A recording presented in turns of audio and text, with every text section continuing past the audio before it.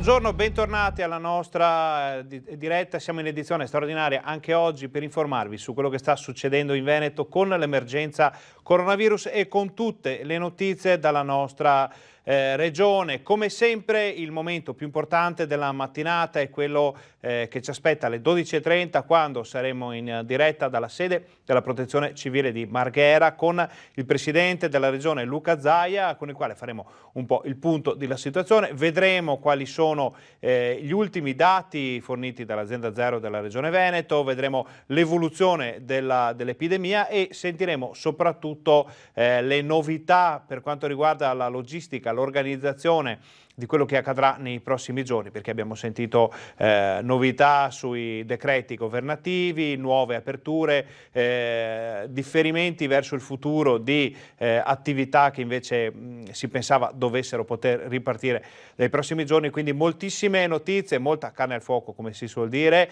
e naturalmente noi siamo orgogliosi di potervi ricordare che fin da questa sera cominceranno qui in diretta su Rete Veneta le celebrazioni della festa di Sant'Antonio di Padova. Cominceremo oggi con il transito del Santo in diretta in esclusiva dall'Arcella, con il transito del Santo, con la cerimonia del transito del Santo, poi un concerto di Antonella Ruggero, anche quello in esclusiva dall'altare maggiore della Basilica del Santo. Cominciamo quindi con due proposte molto importanti. Domani mattina dalle 6 saremo in diretta in edizione straordinaria qui su Rete Veneta fino a sera, dall'apertura dei portoni della Basilica fino alla chiusura dei portoni della Basilica. Tutto un giorno da Padova, con le celebrazioni, con le messe, con le interviste, con le reazioni della città. Saremo anche in elicottero per farvi vedere la benedizione aerea, tra virgolette,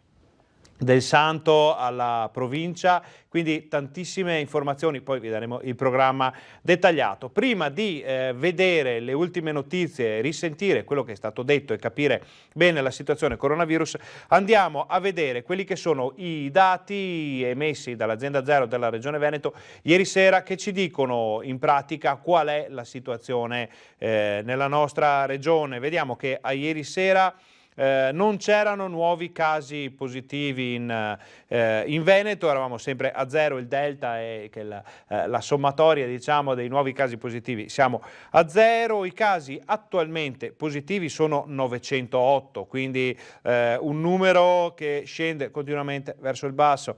Poi abbiamo il totale di casi dall'inizio dell'emergenza, che è fermo a quota 19.199 e 873 sono le persone in isolamento domiciliare. Dobbiamo anche andare a vedere, è un dato che va approcciato con la massima sensibilità, come sempre, il numero delle persone che hanno perso la vita a causa del coronavirus dall'inizio di questa emergenza, ovvero dal 21 di febbraio.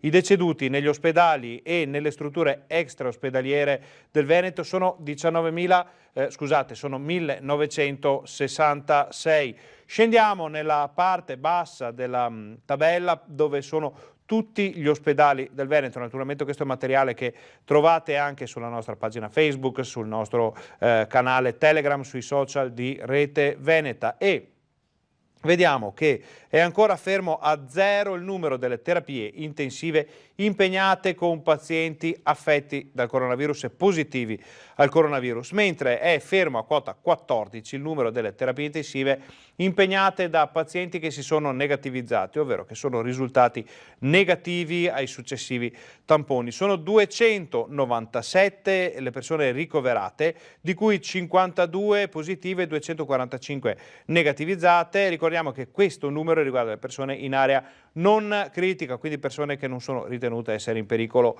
di vita. Il numero resta fermo, quello dei ricoverati e quello delle terapie intensive. C'è stato un decesso nel pomeriggio di ieri. L'ultima parte della tabella riguarda infine le comunità, le strutture di comunità cosiddette, quindi gli ospedali secondari di Belluno, Agordo, Giuffina, Verona, Vicenza, Marostica, e in questo caso parliamo di 38 persone ricoverate ricoverate, di cui 32 negativizzate e 6 che sono invece positive ancora al coronavirus. Questi dati dovremo metterli a confronto con quelli che ci fornirà il Presidente della Regione fra meno di 3/4 d'ora nel corso della sua conferenza stampa quotidiana. Adesso andiamo, visto che bisogna sempre fare un po' il riassunto delle puntate precedenti, andiamo a sentire appunto cosa ha detto Zaia nell'ultimo punto disponibile, che è quello di ieri, dove si è parlato di vaccinazioni, di elezioni, di molti temi legati alle ricadute dell'emergenza coronavirus. Sentiamo il servizio. La curva dei contagi in Veneto continua a scendere, altrettanto confortanti i dati che arrivano dagli ospedali con le terapie intensive oramai Covid-free. Ma il Veneto guarda ai prossimi mesi e chiude in tempi record la gara per i vaccini anti-influenzali, aggiudicate 1.300.000 dosi. Siamo la prima regione in Italia che ha chiuso la partita con l'aggiudicazione. Questo ci permette di attivare un programma. Chi volesse farsi il vaccino, ma sono tanti i veneti che si vaccinano, può ovviamente avere la tranquillità che i vaccini non arriveranno quando già l'autunno è iniziato, ma che abbiamo già chiuso questa partita. Ribadito che la somministrazione è volontaria, tra gli obiettivi della Regione l'aumento fino all'80% della copertura per gli over 60 e oltre il 50% per le categorie a rischio 6 mesi 9 anni e ancora la vaccinazione per tutti gli operatori sanitari e per ospiti e lavoratori delle RSA. Il presidente Zaia ha poi risposto alla Fondazione Gimbe che nel suo monitoraggio settimanale ha segnalato in Lombardia, Campania e Veneto un calo nel numero dei tamponi effettuati superiore a 2000. Noi non abbiamo, la mia risposta è che comunque non abbiamo modificato minimamente il piano, punto. È sotto gli occhi di tutti, vedete che ogni giorno portiamo 11.000, 12.000 tamponi. Abbiamo fatto, vi ricordo, 780.000 tamponi, sono 8.019 anche oggi in più.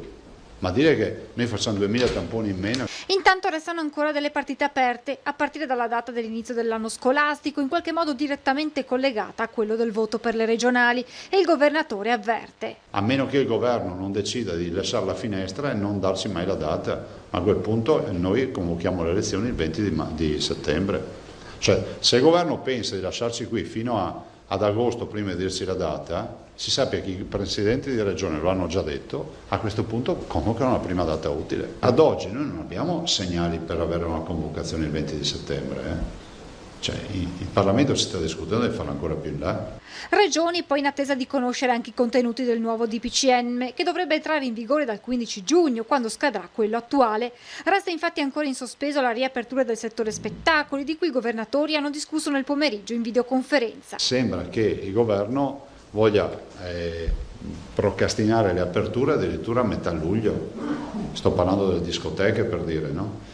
E quindi c'è tutto un ragionamento da farci. Altro fronte aperto con il governo è quello legato al corso di medicina a Treviso. Si è aperto un tavolo a livello nazionale per la partita del corso di medicina di Treviso. Sono già le convocazioni e cercheremo di trovare una soluzione. Noi non siamo guerrafondai su questa partita, abbiamo sempre detto che troviamo assurdo che si debba andare avanti la Corte Costituzionale per sancire un principio che a me sembra inviolabile. E con il presidente Zaia c'era uno dei giovani medici che sono stati assunti dalla regione durante questo periodo di grande difficoltà e che ha combattuto letteralmente in prima linea contro il coronavirus. Ecco cosa ci ha raccontato. Noi dobbiamo accettare la lezione di quelle regioni virtuose come ad esempio il Veneto, che hanno pensato nel tempo a un sistema di salute pubblica ben coordinato e ben organizzato, quindi ci vuole tempo per investire sul territorio, ci vogliono fondi, soprattutto ci vogliono risorse umane. Ospite del presidente Zaia nella sede della Protezione Civile Regionale di Marghera, Carlo Santucci è un medico di 34 anni che ha vissuto l'emergenza coronavirus al pronto soccorso di Campo San Piero.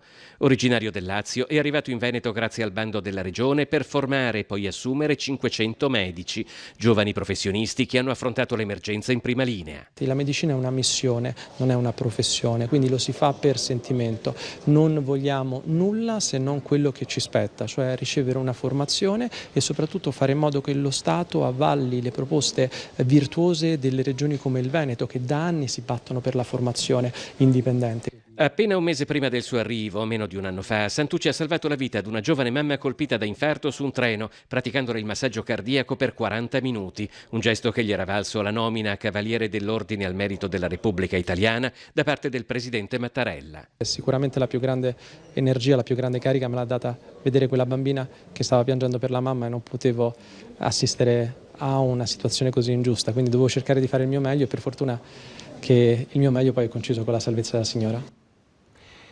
E le varie aziende sanitarie si stanno riorganizzando per poter ripartire, per poter adeguare le proprie proposte, le proprie offerte, ma anche quelle che sono le liste di attesa ai cittadini e ai pazienti. Sentiamo ad esempio cosa sta cambiando nella Pedemontana.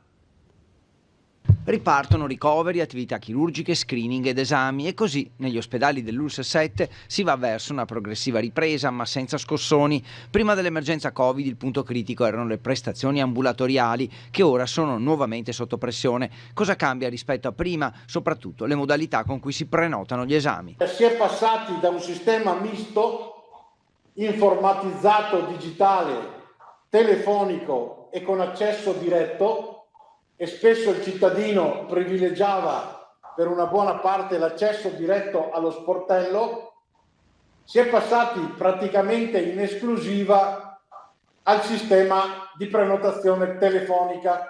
In ospedale insomma si accede solo se c'è già una prenotazione fatta quasi sempre al telefono oppure online. Va ricordato che l'attività ospedaliera è rimasta ferma per più di 3 mesi. Ora c'è il recupero delle prestazioni non fatte, più tutte le domande nuove e quelle accumulate in precedenza, inevitabile qualche criticità. Unito al fatto che la ripartenza non è da 0 a 100 all'ora, ma è progressiva. E oggi Bassano ospedale è attorno al 90% della sua capacità produttiva, ma Sant'Orso è ancora al 50-60%. Di certo sono aumentate di molto le telefonate ai centralini, con l'azienda impegnata a aumentare le linee. Nelle ultime ore le telefonate ogni giorno sono 3.100 per il distretto di Bassano, il 69% in più, e 1.700 nell'Alto Vicentino, il 31% in più. Ricordando che ridurre il flusso ai varchi di ingresso e tenere fuori dagli ospedali chi non ha motivi urgenti per entrare sono le priorità. Per questo la prenotazione è necessaria anche per i prelievi e ovviamente per le visite ambulatoriali, che ora hanno tempi più lunghi di circa 10 minuti per la disinfezione tra un paziente e l'altro. Questa era la situazione nel ULSS 7 Pedemontana, ma abbiamo visto che variazioni, cambiamenti, novità riguardano un po' tutte le aziende sanitarie del Veneto. Poi andiamo a vederne altre nel corso della nostra diretta qui in edizione straordinaria. Vi ricordiamo che fra meno di mezz'ora saremo collegati con la sede della Protezione Civile di Marghera, dove il presidente della regione Luca Zaia farà il punto della situazione fornendoci i nuovi dati sull'emergenza coronavirus e commentando anche quelle che sono le scelte del governo con il nuovo DPCM varato nelle scorse ore, che andrà a cambiare molte situazioni per quanto riguarda la vita quotidiana di ognuno di noi. Noi per ora facciamo una brevissima pausa pubblicitaria, state con noi, torniamo fra pochissimo.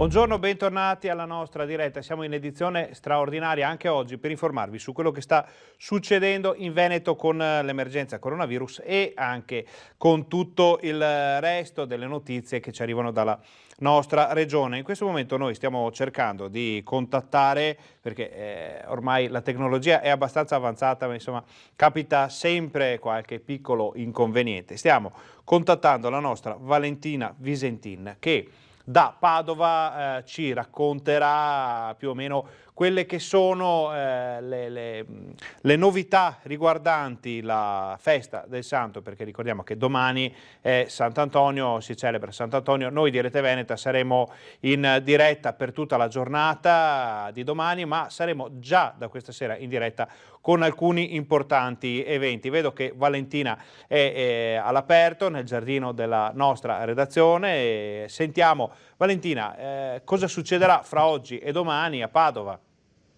Sono 2 giorni importantissimi oggi, carichi di emozione, quelli di oggi e di domani, perché sono 2 giorni centrali della tredicina, e la tredicina sono i 13 giorni che ci accompagnano alla grande festa del Santo, eventi che inizieranno già questa sera con una formula più ridotta, ma che vi mostreremo, del transito del corpo del Santo, ovvero ricorda questo episodio della vita, delle ultime ore di vita di Sant'Antonio, ovvero quando il santo, sentendosi ormai vicino alla morte, decise di lasciare il convento di Campo San Piero perché voleva venire a morire proprio a Padova, dove sorge la basilica oggi.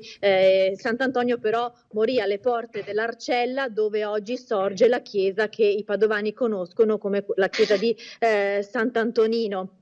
E quindi questa sera ci sarà una forma più ridotta, ma che noi vi mostreremo, della tradizionale transito del santo. A seguire il grande concerto della cantante italiana Antonella Ruggero, un concerto che inizialmente era stato pensato per un pubblico all'interno della Basilica. Il pubblico non ci potrà essere all'interno della Basilica per le ovvie restrizioni imposte dal Covid. I frati del Santo però non hanno voluto cancellare questo evento, e questo evento verrà mostrato in diretta attraverso Rete Veneta, attraverso le nostre telecamere, quindi guardando Rete Veneta oppure guardando il nostro streaming nel siti internet di Rete Veneta o nei nostri social network, oppure in quello di sant'antonio.org. Anche perché, Valentina, sappiamo che tu sarai sul posto questa sera, sarai in Basilica per raccontarci di questo straordinario concerto. Sì, sarà una grande emozione, perché appunto la voce di Antonella Ruggero, grazie alle telecamere, alle nostre telecamere, potrà entrare nelle case di tutti i nostri telespettatori, quindi un pubblico non presente dal vivo, ma una platea ancor più grande e virtuale. Questo appunto i grandi eventi, in preparazione a poi quella che sarà la grande giornata di domani, con il santo che questa volta sarà lui a raggiungere i suoi fedeli, i suoi pellegrini, muovendosi in elicottero. Conosciamo già qualche indiscrezione sul percorso dell'elicottero che farà domani? Certo, il santo partirà dall'aeroporto militare Allegri di Padova. L'unica tappa in cui il santo, la reliquia del santo, perché ovviamente non stiamo parlando della grande statua del santo, ma di un busto che trasporta una reliquia del santo, farà una tappa a Schiavonia. Qui scenderà per dare una benedizione a tutti gli operatori sanitari dell'ospedale di Schiavonia, uno dei luoghi simbolo di questa emergenza coronavirus che ha colpito tutto il mondo, ma è un luogo simbolo per il Veneto e per il Padovano, perché proprio Schiavonia insieme a Vo è dove tutto è iniziato. È stato chiuso subito l'ospedale quel 21 febbraio, ve l'abbiamo raccontato, quel 21 febbraio, quando il primo morto di Covid italiano, Adriano Trevisan, è morto proprio all'interno dell'ospedale di Schiavonia dopo alcuni giorni di ricovero. Quindi ci sarà questa sosta in cui il busto del santo scenderà dall'elicottero, poi riprenderà subito il volo per sorvolare Vo e Merlara, dove c'è la casa di riposo che ha contato oltre 30 vittime tra gli anziani. Quindi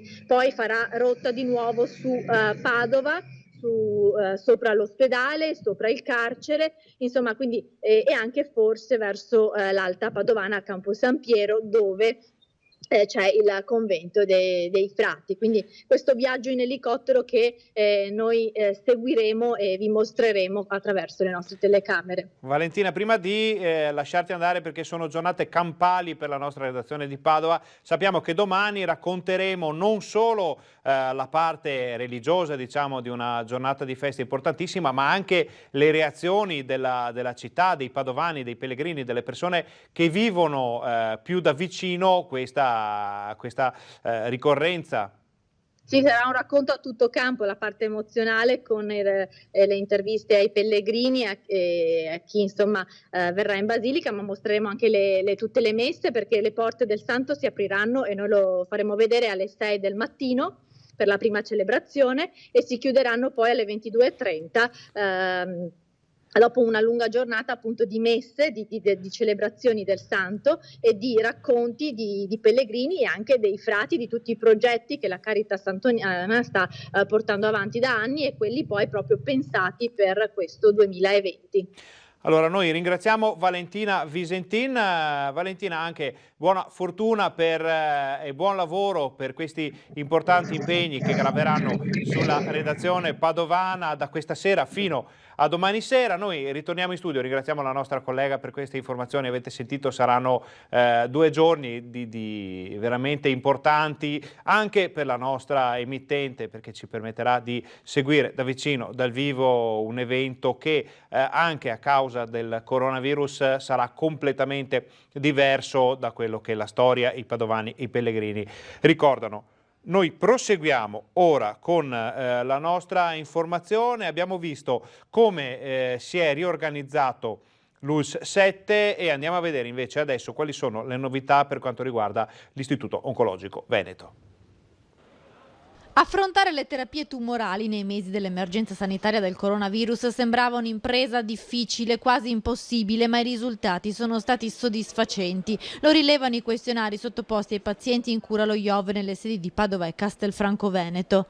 Si sono sentiti tranquillizzati, dovendo continuare a seguire alcune terapie, alcuni percorsi diagnostici, si sono sentiti tranquillizzati in un momento in cui, devo dire, la tranquillità non era cosa comune. Il lockdown, il distanziamento sociale e il dilagare del virus da fine febbraio hanno imposto una riorganizzazione del lavoro dell'Istituto Oncologico Veneto. I pazienti con le terapie in attivo hanno proseguito le cure in loco, diverse invece le procedure per chi doveva sostenere i controlli cosiddetti follow-up. Molta comunicazione è avvenuta via mail. Siamo passati da circa 700 mail al mese fino al mese di febbraio, ultimo scorso, per superare le 3.000 mail ad oggi, mensili.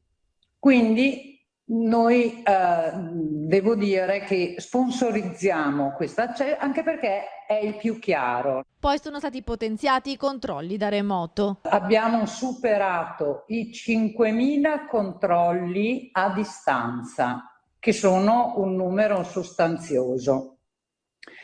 E ci sentiamo di sensibilizzare gli utenti a continuare a utilizzare questa metodologia, che peraltro, come è stato anche riportato dai quotidiani sia locali che nazionali, è stata fatta sua dalla Regione del Veneto e adesso mi risulta anche a livello nazionale. Dopo aver firmato il consenso, tutte le prestazioni da remoto vengono inserite nelle cartelle cliniche e poi si programmano ulteriori controlli. Insomma, l'emergenza Covid ha prodotto un modo innovativo di visita e rapporto medico-paziente, fanno sapere dallo IOV, soprattutto per tutti quei pazienti che non vivono nel territorio e che un tempo invece avrebbero dovuto sempre affrontare viaggi accompagnati.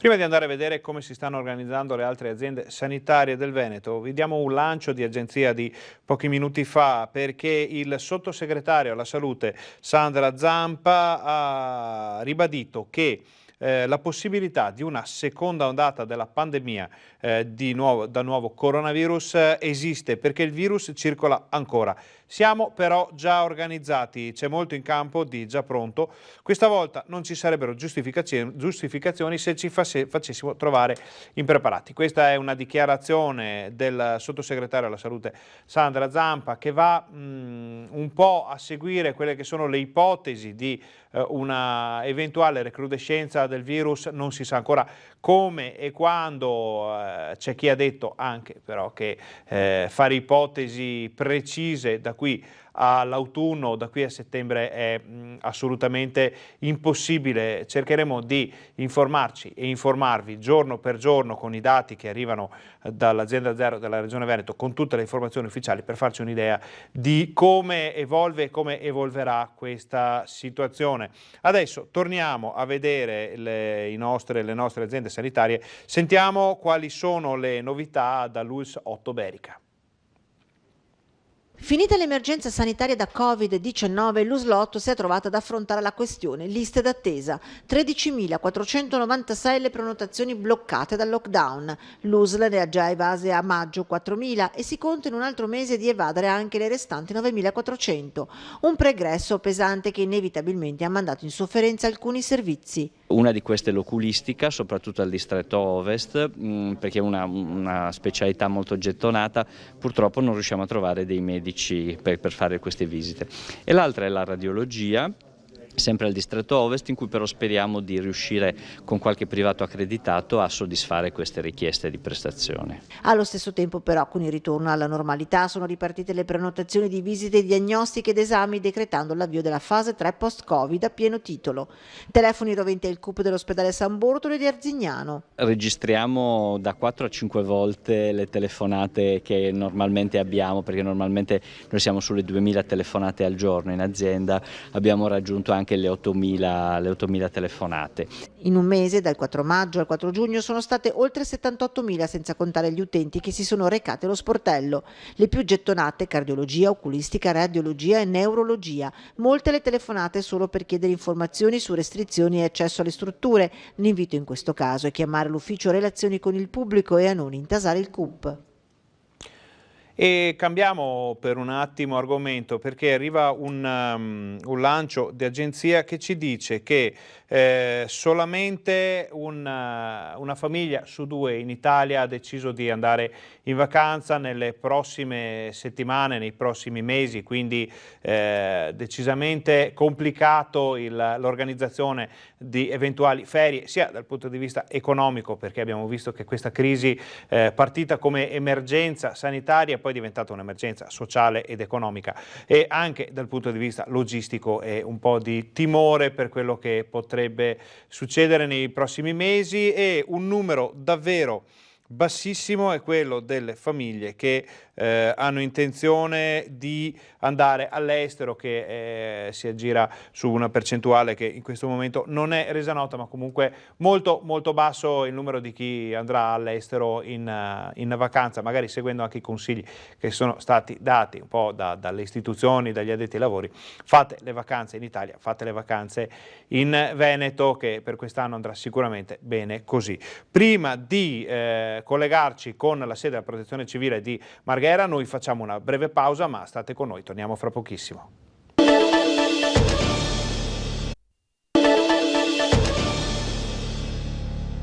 Buongiorno, bentornati alla nostra diretta. Siamo in edizione straordinaria anche oggi per informarvi su quello che sta succedendo in Veneto con l'emergenza coronavirus, ma per darvi anche tutte le altre notizie dalla nostra regione. Noi siamo già collegati con la sede della Protezione Civile di Marghera, dove vediamo che è già presente al tavolo l'assessore al turismo Federico Caner, perché oggi è una giornata molto importante sul versante dell'organizzazione di quello che sarà il ritorno alla normalità post-Covid, perché è stata annunciata la presentazione da parte di Zaia e Caner di quello che potrebbe essere un piano di rilancio del turismo regionale. Un'informazione molto importante, perché abbiamo visto proprio pochi minuti fa dall'ANSA che il 51% degli italiani andrà in vacanza, ovvero solo la metà delle famiglie italiane hanno già deciso di andare in ferie. Molti altri, come si diceva, resteranno a casa un po' probabilmente per motivi economici, perché questa crisi, che è partita come emergenza sanitaria, è poi sfociata in un'emergenza sociale e anche economica, un po' per il timore di eventuali recrudescenze del virus, e quindi si rischia di vedere un comparto turistico danneggiato in modo molto forte dall'emergenza, da quello che è successo negli ultimi mesi. Quindi abbiamo avuto l'annuncio che verrà presentato oggi questo piano. Fra pochi minuti il Presidente della Regione Luca Zaia sarà qui in diretta dalla sede della Protezione Civile di Marghera, e lo potrete vedere anche in streaming sulla nostra pagina Facebook. Si potrà vedere, vediamo Federico Caner che prepara la sua postazione, dicevamo sarà anche in diretta streaming, poi vi metteremo anche il link per rivedere tutto quello quello che è stato detto, tutto quello che passa qui a Rete Veneta poi finisce anche sui social, quindi su Facebook, sul nostro canale Telegram, sulla nostra pagina reteveneta.it, e si può sempre rivedere e recuperare tutto quello che passa qui nei nostri TG, nelle nostre dirette, nelle nostre produzioni. Per quanto riguarda la giornata odierna, noi poi nel pomeriggio avremo il consueto tempo dedicato alla ginnastica, al tempo libero, poi torneremo con la messa in diretta dal Santo, con la tredicina, con i nostri telegiornali in diretta questa sera, e a partire dalle 20 saremo collegati con il santuario antoniano dell'Arcella a Padova per la celebrazione, avete sentito la nostra collega Valentina Visentin poco fa, del transito di Sant'Antonio, e a seguire uno straordinario concerto di Antonella Ruggero in diretta dalla Basilica del Santo, un concerto che quando è stato organizzato si pensava potesse attirare un gran numero di fedeli appassionati in Basilica, ma che a causa del coronavirus si dovrà svolgere a porte chiuse. Le nostre telecamere, i nostri giornalisti saranno presenti e potrete vedere questo concerto molto particolare, molto suggestivo, in diretta qui questa sera su Rete Veneta a partire dalle 21. Domani mattina saremo in diretta a partire dalle 6 con l'apertura delle porte della Basilica del Santo, e a seguire tutti gli eventi della festa di Sant'Antonio del 13 di giugno, dalla mattina fino alle 22:30 circa, con la chiusura delle porte della Basilica. Saremo con tutti i nostri giornalisti, con le nostre troupe, con i nostri operatori, seguiremo tutta la giornata in ogni suo evento. Saremo anche in elicottero per vedere la devozione dei fedeli sui luoghi dell'emergenza coronavirus della provincia di Padova, quindi l'ospedale di Schiavonia, il campo sportivo di Vo, dove i cittadini del comune, che è stata la prima zona rossa del Veneto, aspetteranno il transito del Santo, la benedizione dall'elicottero, e noi saremo tutto il giorno con le nostre telecamere, con i nostri giornalisti, per seguire gli eventi, e voi potrete seguirli qui con noi sul canale 18 e gran parte anche in streaming e anche su Facebook, sulla pagina reteveneta.it. Vediamo che sono le 12:30, quindi comincerà fra pochi istanti la conferenza stampa di Luca Zaia. Vi ricordiamo che il tema di oggi è quello del turismo, e vi ricordiamo anche che l'ANSA ci fa sapere che solo una famiglia su 2 andrà in vacanza quest'estate. Naturalmente tutto può cambiare poi a seconda dell'evoluzione del coronavirus. Vediamo che hanno scelto di non partire il 49% degli italiani, 8 milioni per impossibilità economiche, quindi il 15,3% non andrà in vacanza perché non ha i soldi per farlo, ed è assolutamente comprensibile in questo periodo di grave difficoltà ed emergenza. Principalmente riguarda la categoria di lavoratori autonomi la scelta di non andare in vacanza, 21,4%, in misura doppia rispetto ai dipendenti, che sono il 12,7%. Lo conferma l'ANSA, dicevamo, sui dati di un'indagine realizzata sull'identikit del turista post-Covid-19. Vediamo che a livello nazionale le zone più ambite, secondo questa ricerca che è stata fatta, sarebbero Sicilia, Toscana e Puglia. Non abbiamo i dati sul Veneto, ma insomma abbiamo sentito più e più volte i veneti ribadire che quest'anno le vacanze le faranno all'interno dei confini regionali. Tra l'altro è una cosa che non dovrebbe creare nessun problema, perché dalle spiagge alle Dolomiti, passando per le colline, dai colline trevigiane, colli uganei, le colline vicentine, veronesi, insomma è un territorio che non ha niente da invidiare a nessuno. Però è arrivato il governatore, vi lasciamo a Luca Zaia.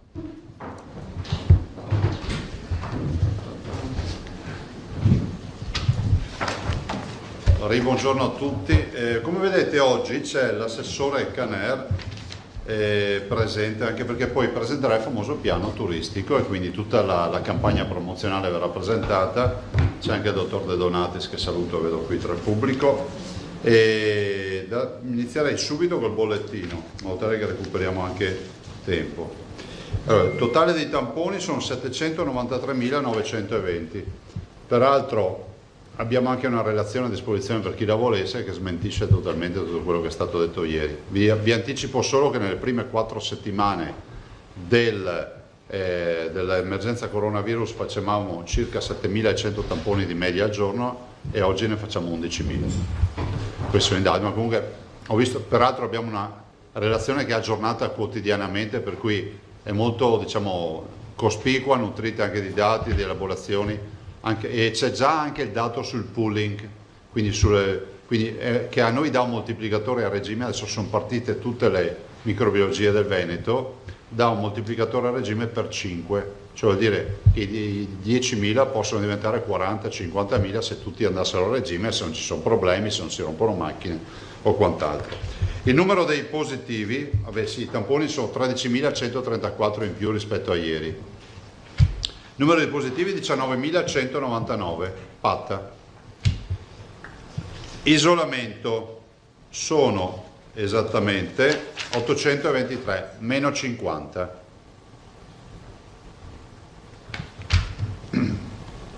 Ricoverati in ospedale sono 287, meno 12, dei quali, pensate, solo 49 positivi.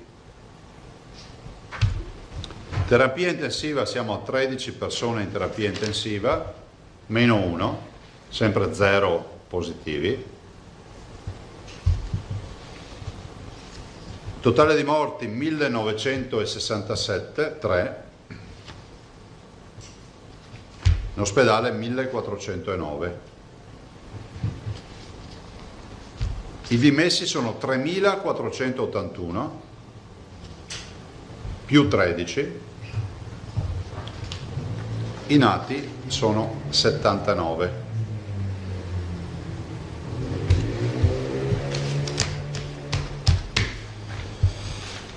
Due o tre considerazioni. La prima, ma intanto facciamo gli auguri alla signora Mirella. Dov'è la signora? La bionda, eccola lì. Buongiorno signora, e le facciamo gli auguri che oggi compie gli anni.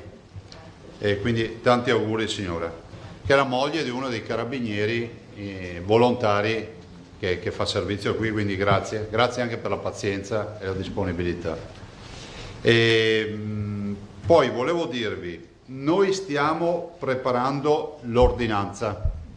Avete visto che c'è il DPCM, ieri abbiamo avuto la conferenza dei presidenti alle 4:30, 4:30. Abbiamo discusso di tanti temi, è un'ordinanza complicata perché vogliamo già mettere nero su bianco date e soluzioni rispetto a discoteche, cinema, teatri, spettacoli all'aperto, fiere, sagre, case da gioco, si dice così, insomma, sale gioco, scusate, casinò, insomma tutta una miriade di attività che in queste ore stiamo mettendo in fila, definendo anche eventuali deroghe, questo ve lo anticipo. Vi dico già una bella notizia. Allora, l'Arena di Verona ha una capienza massima di 15.500 persone. Voi sapete che c'è sto limite imposto, però noi vogliamo esercitare la deroga, lo dico ai veneti, lo dico al mondo intero che guarda con attenzione questa partita, come accadrà anche per la mostra del cinema di Venezia, e per l'Arena di Verona stiamo già lavorando a un'idea di garantire le sedute un posto sì, un posto no, punto, chiusa lì. Inutile che stiamo qui a far girare la gente col metro o con altre robe fantasiose. Se poi le cose sono diciamo spettacoli all'aperto dove non c'è una postazione fissa, che so uno va su un anfiteatro naturale, su una collina, assistere a un concerto, allora chiediamo che ci sia il distanziamento di 1 metro tra cittadini e cittadini. Ma dove c'è la seduta, un posto sì e uno no. Questo ci permette di superare, io spero, anche i 3.000 posti e quindi di tornare alla quasi normalità. Sto parlando dell'Arena di Verona, sulla quale vogliamo prenderci questo impegno per dare anche un bel segnale di ripartenza. Con questi dati lo si può fare, sempre senza abbassare la guardia, e stiamo lavorando affinché la ricaduta di questa nuova filosofia arrivi anche nei cinema, in particolar modo alla mostra del cinema, e quindi si preparino per settembre, visto considerato che settembre è dopodomani, e sia possibile nella programmazione. Voi capite che alla mostra del cinema ci sono turisti, o meglio appassionati di cinematografia che comprano i biglietti da tutto il mondo, è giusto che comincino a trovare online le postazioni e scegliersi il posto. Guardate, detta così ve l'ho fatta molto semplice, è un'impresa, ci assumiamo delle responsabilità, però è un grande segnale. Pensare di fare la mostra del cinema con la capienza massima, cos'erano, 200 persone? Sì, al chiuso 200 persone al chiuso e 1000 all'esterno, capite che mostra del cinema è. Se il Cineforum fatto in casa è una roba del genere. E allora io penso che sia fondamentale già annunciarvi che Arena di Verona avrà, spero, risolto tutto il problema, anzi spero, sarà risolto il problema, e lavoreremo sull'idea di alternare un posto seduto, un posto con presenza fisica e l'altro vuoto, quindi insomma ci sta soprattutto in un contesto come quello dell'Arena di Verona. Non avremo i 15.500 posti, i 15.500 posti fra l'altro è col palco centralizzato, se poi andiamo col palco arretrato in un frontale, quello classico che vediamo di solito, si va a 13.500, però possiamo ragionevolmente dire che avremo migliaia di persone comunque presenti. Vi daremo i particolari e le risultanze, io spero già domani. E volevo poi dirvi che rispetto all'ordinanza, voi sapete che il DPCM prevede delle aperture, ne cito una che tutti conoscono, è quella delle discoteche dal 15 di luglio, però poi dà anche delle deroghe, no? Ci dà la possibilità di anticipare. Stiamo valutando tutto per poter mettere anche nelle condizioni, a parte questo comparto produttivo come quello delle sagre e altre attività, a tutti viene da sorridere, no? Ma dietro le sagre c'è lo spettacolo viaggiante, c'è i fornitori dell'agroalimentare, tutta l'industria agroalimentare, c'è il tema dell'offerta turistica, gli albergatori, l'extraalberghiero, cioè varrebbe anche la pena ogni tanto di fare anche qualche sforzo mnemonico, no? Perché dice Zaia parla di sagre, sì, parlo di sagre, perché economia anche le sagre oltre ad essere un grande elemento di volontariato. E dico che anche su questo stiamo affrontando il tema delle riaperture, ovviamente vi anticipo già, lo faremo con gradualità. Cercheremo di affrontare tutte queste aperture, le codifichiamo in questa ordinanza in maniera tale che prendendo in mano questa ordinanza avremo già le date e avremo già le linee guida. Ieri abbiamo discusso della 03, è stata adottata finalmente la linea guida del ministro Bonetti, si chiama?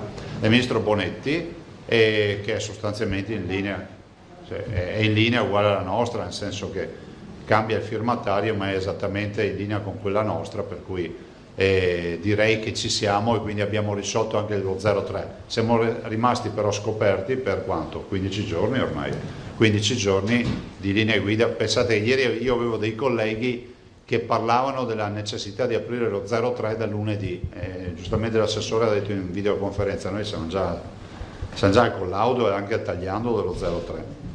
Un po' di bimbi e poi passo la parola a Caner.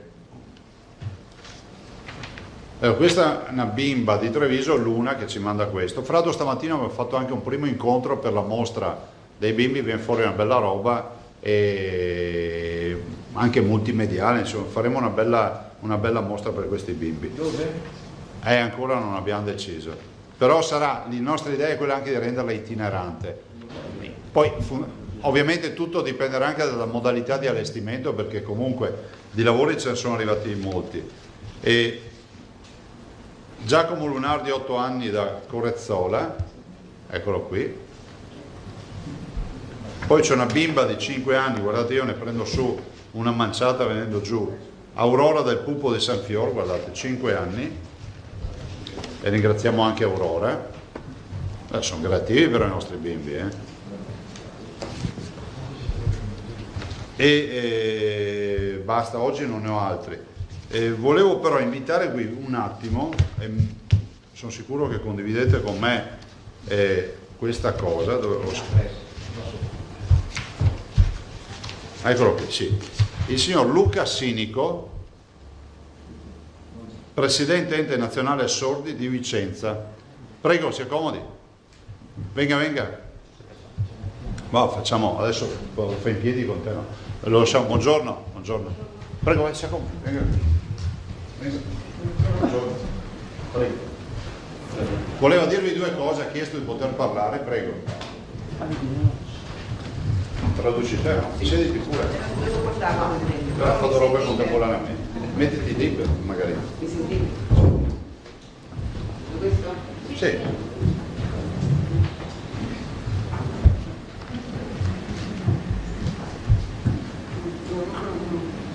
Allora, buongiorno Presidente, Governatore del Veneto e a tutti gli assessori presenti. Qui sono venuto qui innanzitutto per ringraziarla tantissimo per il suo lavoro che ha fatto e ha dimostrato, insomma, a tutte le persone sorde di aver messo a disposizione l'interprete di lingua dei segni. Per noi sordi è la prima volta, è un record per noi aver ottenuto questo, per aver avuto tutte le informazioni. In questo modo noi persone sorde abbiamo potuto avere la sicurezza di questa situazione d'emergenza e vi devo ringraziare perché appunto avete messo a disposizione l'interprete di lingua dei segni. Lei ha lavorato tantissimo, si è rimboccato tantissimo le maniche, io l'ammiro molto. Io sono il presidente dell'ENS di Vicenza e rappresento le persone sorde e dico che hanno un gradimento molto alto. Io non voglio farvi un semplice ringraziamento, ma voglio ringraziarla in modo infinito per quello che ha fatto. Gli porto proprio ringraziamenti di tutte le persone sorde e proprio anche un ringraziamento alla sua squadra. Questo è quello che volevo dire. Grazie. Come si dice grazie? Così? Grazie. Grazie, buon lavoro. Adesso passerei la parola, abbiamo parlato tanto della promozione, no? Vi ricordo che stiamo parlando di un comparto, allora il Veneto fondamentalmente dai dati che abbiamo ha messo in discussione almeno 65.000 posti di lavoro, 35.000 di questi posti sono del turismo. Vi ripeto il dato che voi ormai conoscete meglio di me, potete fare un esame sul turismo, però è bene ricordarlo anche a chi ci segue da casa, a tutti, che noi quando parliamo di turismo parliamo della prima industria in Veneto che vale 18 miliardi di fatturato e il Veneto è la prima realtà turistica d'Italia, è una tra le prime al mondo. Allora voi capite che in un comparto come questo, che è fondamentalmente, fisiologicamente massacrato dal Covid, dal coronavirus, cioè non c'è comunità al mondo che non esca dal coronavirus con il turismo che non sia massacrato, perché è naturale, il coronavirus toglie tutto quello che sono gli spostamenti, gli assembramenti e la fisicità, no? Cioè la possibilità di avere, la possibilità di avere anche il contatto con le persone, e questo è il turismo, se ci pensate. Allora, noi siamo partiti da un presupposto, poi passo la parola all'assessore Caner. È inevitabile che ci sia mischia al centro. Voi immaginate che tutte le comunità turistiche del mondo, grandi o piccole che siano, produrranno la loro campagna comunicativa, andranno in giro per il mondo a dire venite da me che da me si sta bene, venite da me che da me non c'è problema, venite da me che da me si mangia bene, venite da me che da me ci sono più bei tramonti. Quante volte abbiamo sentite queste frasi? L'assessore porterà una campagna che intanto è molto accattivante perché si vede il Veneto, diciamo le foto più iconiche del Veneto, e dall'altro noi ci spendiamo un brand, e voi sapete che è stato modificato il claim, che solo noi possiamo spendersi a livello internazionale. Diventa ancora più centrale l'idea del Land of Venice, la terra di Venezia. Cioè se tu vedi una collina piuttosto che l'Arena di Verona o altre realtà, sei in giro per il mondo, sei un cittadino del mondo di Tokyo piuttosto che di Singapore o Rio de Janeiro o Adelaide, vedi quel monumento e vedi The Land of Venice, cioè la terra di Venezia. E penso che questo sia il punto di partenza, poi con moltissime novità che l'assessore vi dirà. Prego. Ho fatto anche la rima. Le domande le faccio dopo, va bene dopo, intanto fate l'assessore. Bene, grazie, buongiorno a tutti innanzitutto, lasciatemi ringraziare anche il Presidente non solo per l'opportunità ma anche per i suggerimenti che ha dato su questa campagna, perché come sapete il turismo ce l'ha nel cuore, lo segue, è stato assessore al turismo, quindi turismo, agricoltura, adesso anche sanità, penso che ne abbia da insegnare a tanti.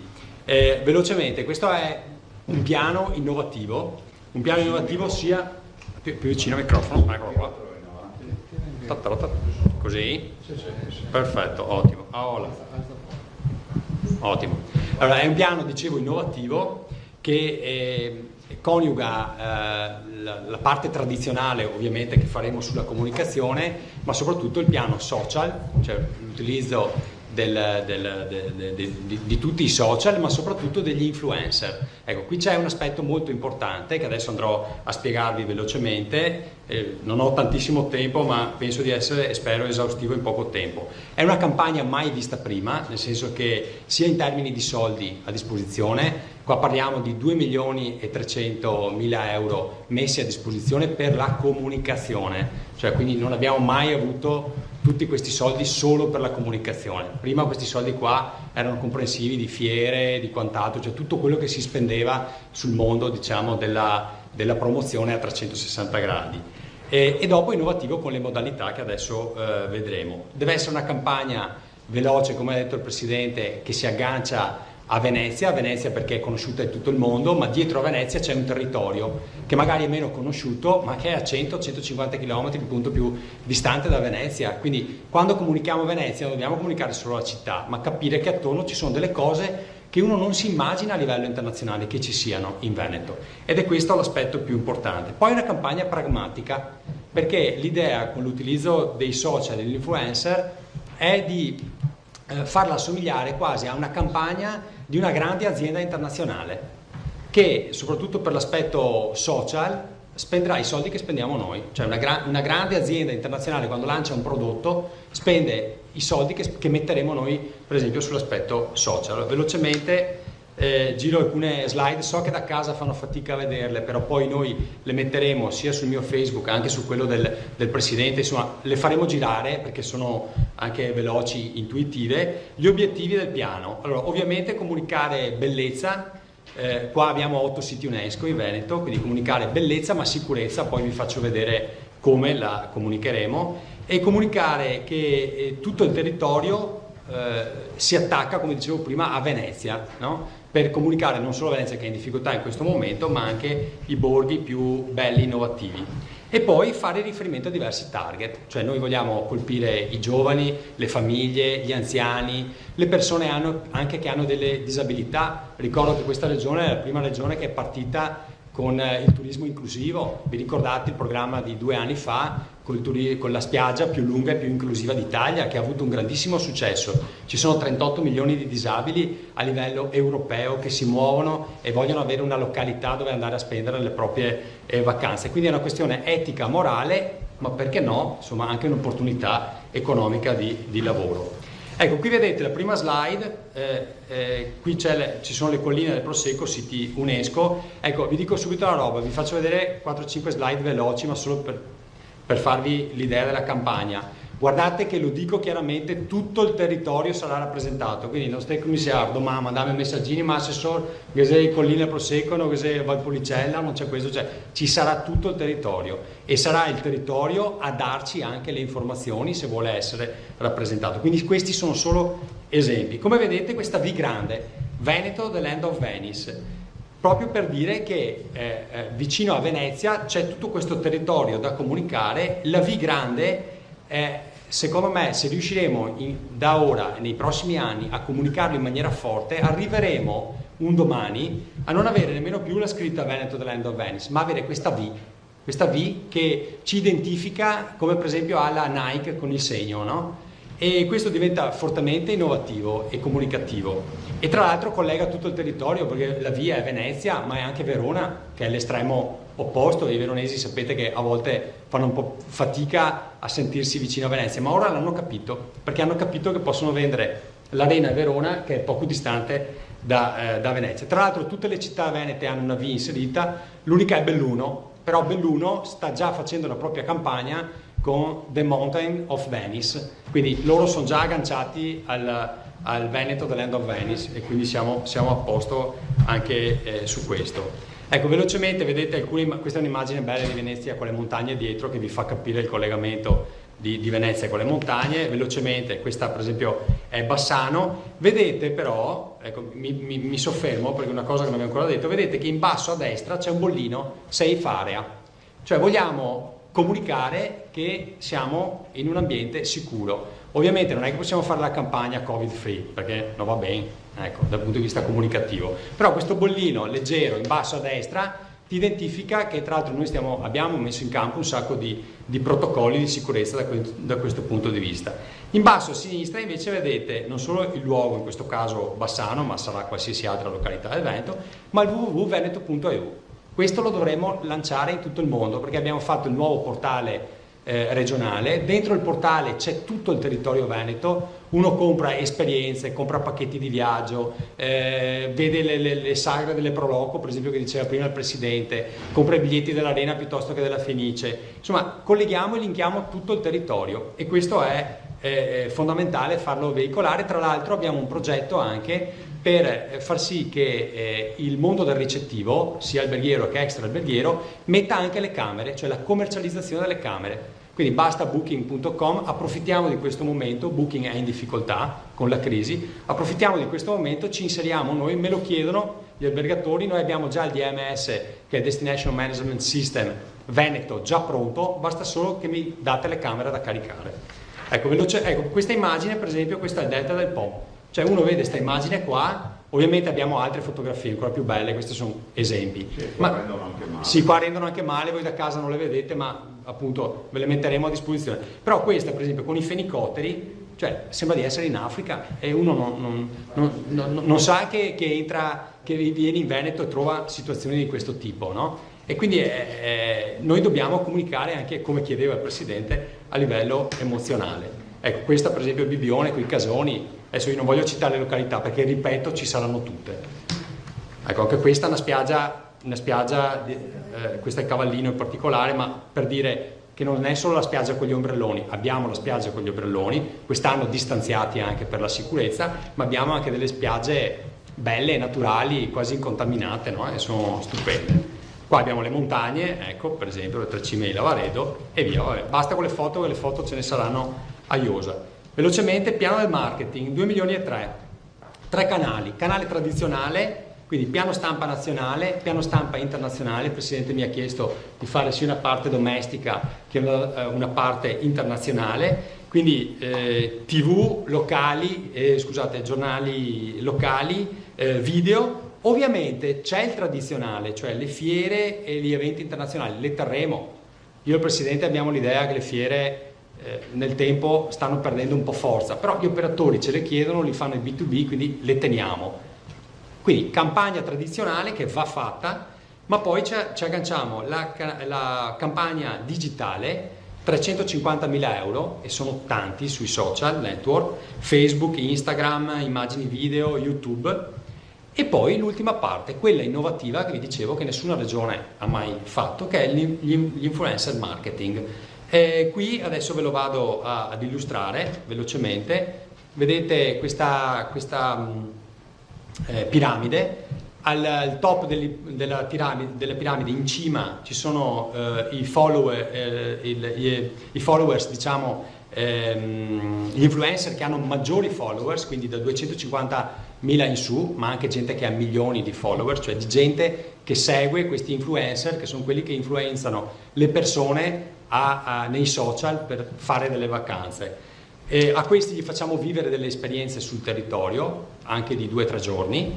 Poi a metà abbiamo il middle influencer, che sono gli influencer magari un po' più piccoli, cioè che hanno meno follower, meno gente che li segue, però sono fortemente targetizzati, cioè gente per esempio specializzata sul food, sul fitness, sul bike, sull'arte, sulla vela, sugli sport, su tutto quello che volete. E questi però hanno la caratteristica che quando scrivono una roba i followers la fanno, cioè quindi proprio sono fidelizzati, quindi sono importanti. Alla fine la base della piramide, gli utenti che ovviamente sono quelli che parteciperanno in rete anche a dei concorsi che creeremo per renderli, diciamo, partecipi anche di tutta l'attività che la regione fa, ovviamente utenti che partecipano in rete. Velocemente, dicevo che è il più grande piano di storytelling internazionale. Gli influencer che abbiamo selezionato non è che li abbiamo selezionati a caso, alcuni li abbiamo già, altri arriveranno, perché questo è un piano dinamico, non è statico. Quindi se il territorio mi suggerisce degli influencer, cioè che ne so, i consorzi di promozione, le reti di impresa, noi siamo aperti a rappresentarli, però l'importante è che siano influencer selezionati, cioè gente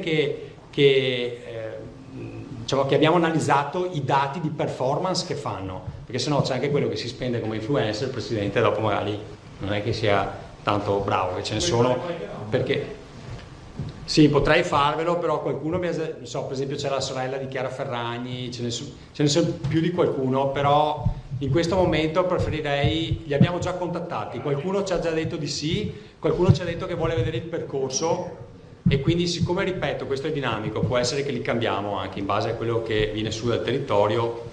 Comunque sono influencer selezionati. Raggiungeremo tutti i target, come dicevo, quindi target personalizzati, quindi alcuni influencer sono quelli che appunto sono bravi su alcune materie che vogliamo spingere. Ecco, il percorso, qua vedete 5 percorsi. Allora, arte e cultura, food and wine, cioè enogastronomia, Summer Friends, che sarebbero in sostanza il mondo dell'intrattenimento, divertimento estivo, Relax e Active, che sarebbe in sostanza gli sports, le attività, insomma, dinamiche. Questi qua non è che ce li siamo inventati noi, questo è il modo di comunicare dei social, cioè i social usano questi 5 percorsi per comunicare. Poi, ripeto, anche questo è dinamico, possono essere cambiati, rappresentano tutti i territori, perché guardate che queste attività qua, fortunatamente, in Veneto, le possiamo fare ovunque, possiamo fare in montagna, al mare, al lago di Garda, sulle colline, sul delta del Po, città d'arte, borghi, potremmo fare arte, cultura, food and wine, ovunque, anche lo sport estremo possiamo fare, parapendio per esempio. Bene, giriamo pagina e la realizzazione del piano, cosa fa la Regione? La Regione mette a disposizione dei percorsi sul territorio, ovviamente. Guardate che queste cose qua le abbiamo già, noi abbiamo finanziato con i fondi POR-FESR, per esempio, 16 reti d'impresa che hanno creato dei prodotti sul territorio, quindi li abbiamo già. L'importante è che il territorio, consorzi di promozione turistica, reti d'impresa ci dicano: guarda, ci prendiamo questo influencer, lo portiamo sul territorio, gli facciamo vivere l'esperienza e poi lui cosa fa? Lui la racconta, fa i contenuti, crea contenuti, li scrive e li comunica sui social, quindi fa un'esperienza. Il giochino è poi dire a livello internazionale, turisti sia stranieri che italiani, venite a fare la stessa esperienza che l'influencer ha fatto sul territorio e che comunica. Questo è il gioco degli influencer.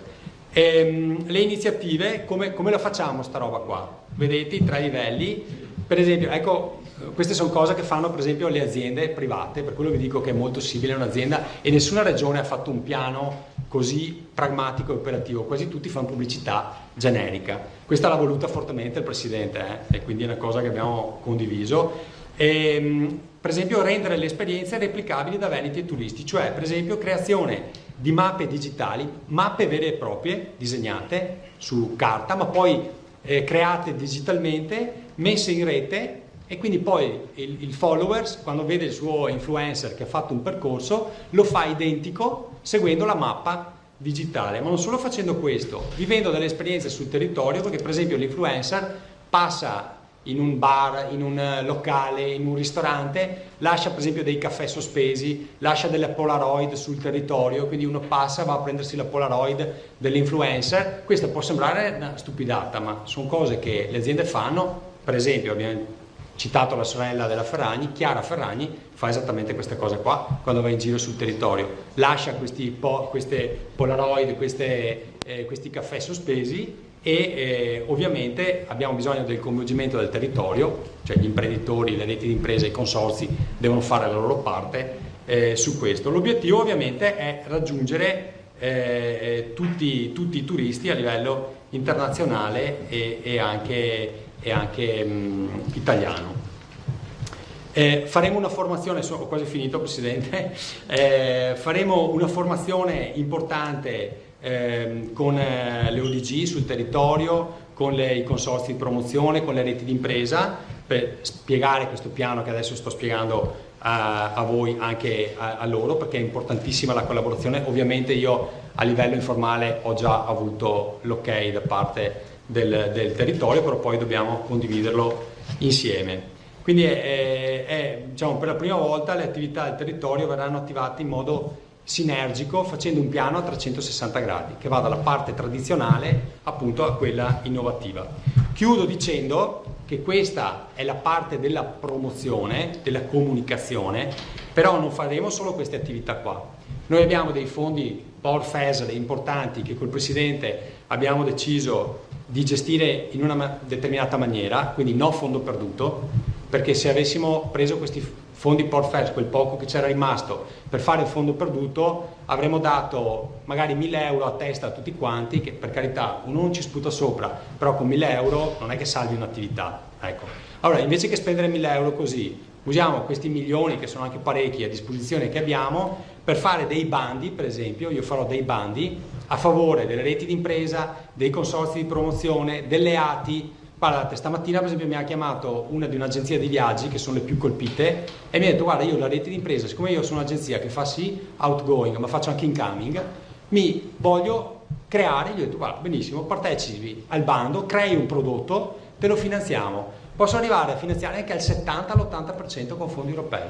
Quindi io non ho solo i 2,3 milioni della comunicazione, ma poi aiutiamo, questi sono soldi alle imprese che fanno però no il fondo perduto. Il Presidente ha ragione, non ha voluto il fondo perduto, perché noi non siamo la regione che regala soldi così senza poi non attivare niente sul territorio. Poi faremo anche lo scorrimento del bando pianura. Vi ricordate che c'erano tanti hotel e attività ricettive che avevano rinnovato le proprie strutture, erano rimasti fuori dall'ultimo bando. Avevo messo 6 milioni, sono arrivate domande per 12. Faremo un po' di scorrimento della graduatoria, ovviamente per i progetti più importanti. Faremo un bando per l'innovazione, per esempio anche per tutti coloro che hanno sostenuto spese Covid, per il Covid-19, per la digitalizzazione, per app innovative, quindi anche qua investimenti per imprese che fanno qualcosa di interessante in linea con il nostro piano. Ecco, la cosa più importante che volevo dirvi è che sul bando, quello a favore delle reti di impresa e dei consorzi, io darò sì soldi al 70-80%, ma a chi segue questo piano qua, cioè la comunicazione del Veneto deve uscire tutta col The Land of Venice. Basta comunicazione che ogni consorzio di promozione fa la sua per conto proprio, uno mi mette un brand, l'altro me ne mette un altro. Allora, i territori avranno la loro specificità, comunicheranno da una parte la costa, da una parte il lago di Garda, da una parte la montagna, però il The Land of Venice e poi un domani questa V bella che riassume tutto il Veneto ci permetterà da un lato di collegarla a Venezia, dall'altra di spendere, che ne so, il Garda piuttosto che la montagna o il delta del Po.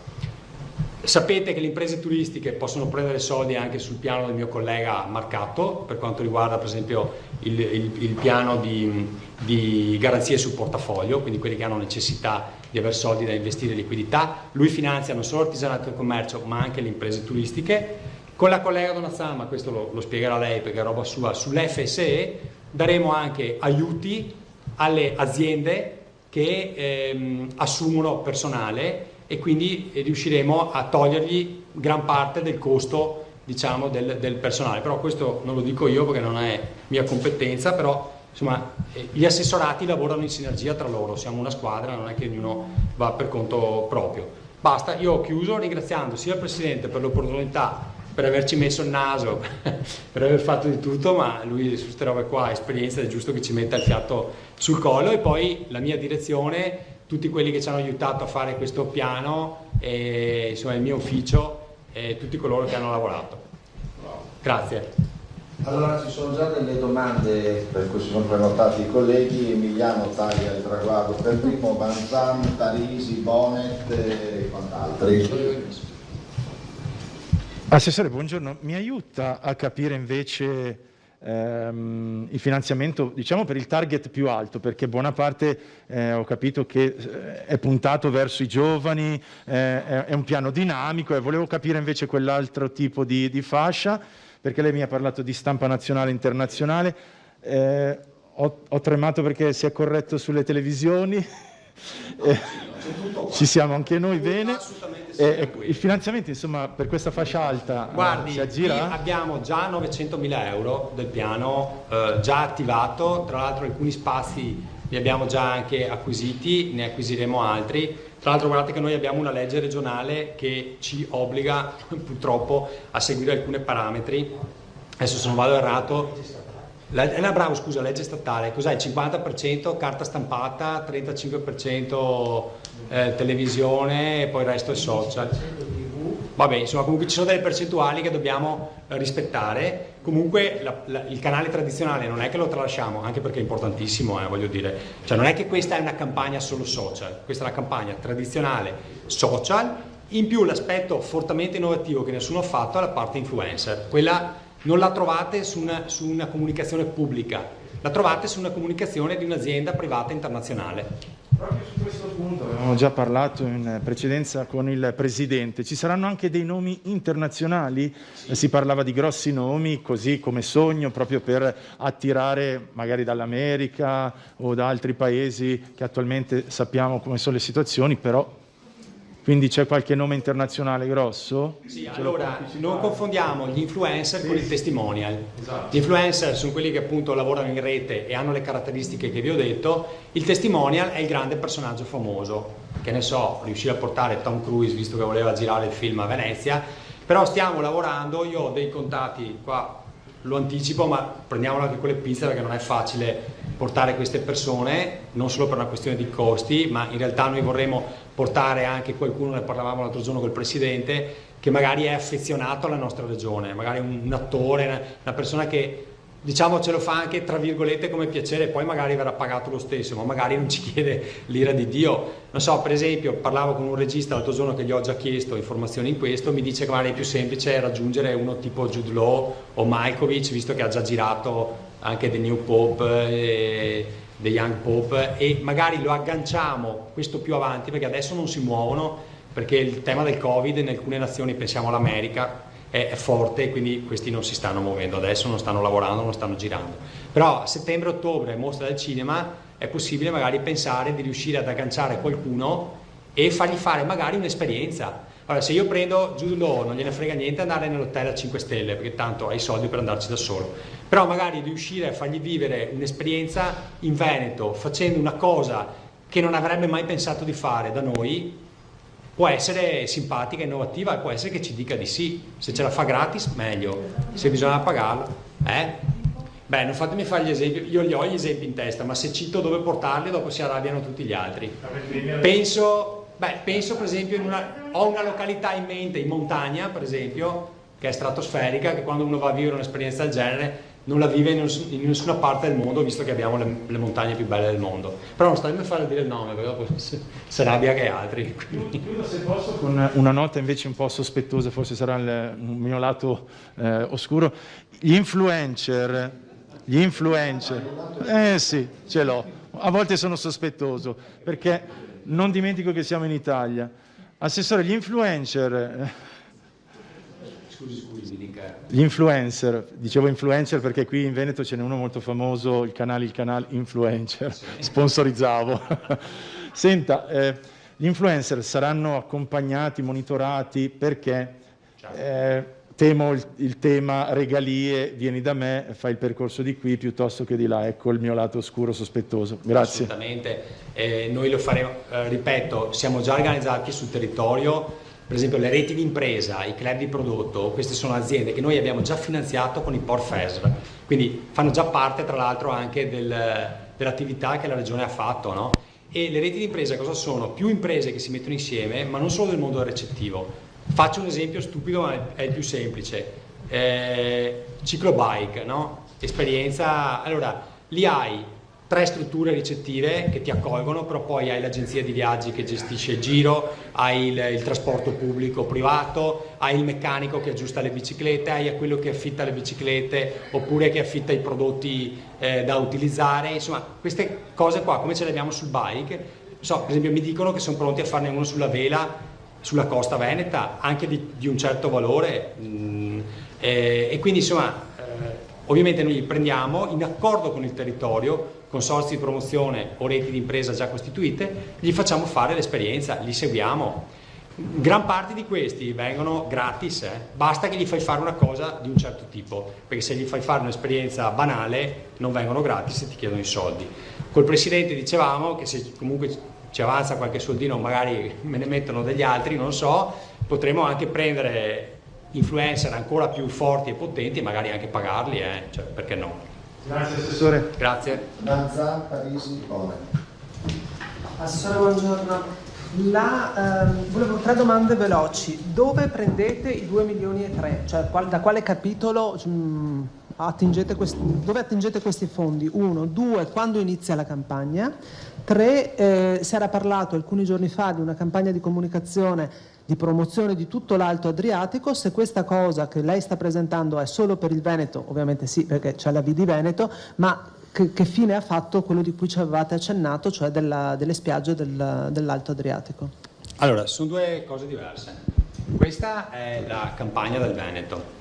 Quella dell'Alto Adriatico è un'idea dei 3 presidenti che hanno deciso di comunicare il mondo della costa, perché noi abbiamo la spiaggia, diciamo, Friuli, Venezia Giulia, Veneto ed Emilia Romagna, che è similare, cioè stiamo parlando di sabbia dorata, ombrelloni, quindi c'è una tipologia abbastanza anche similare. Si farà una campagna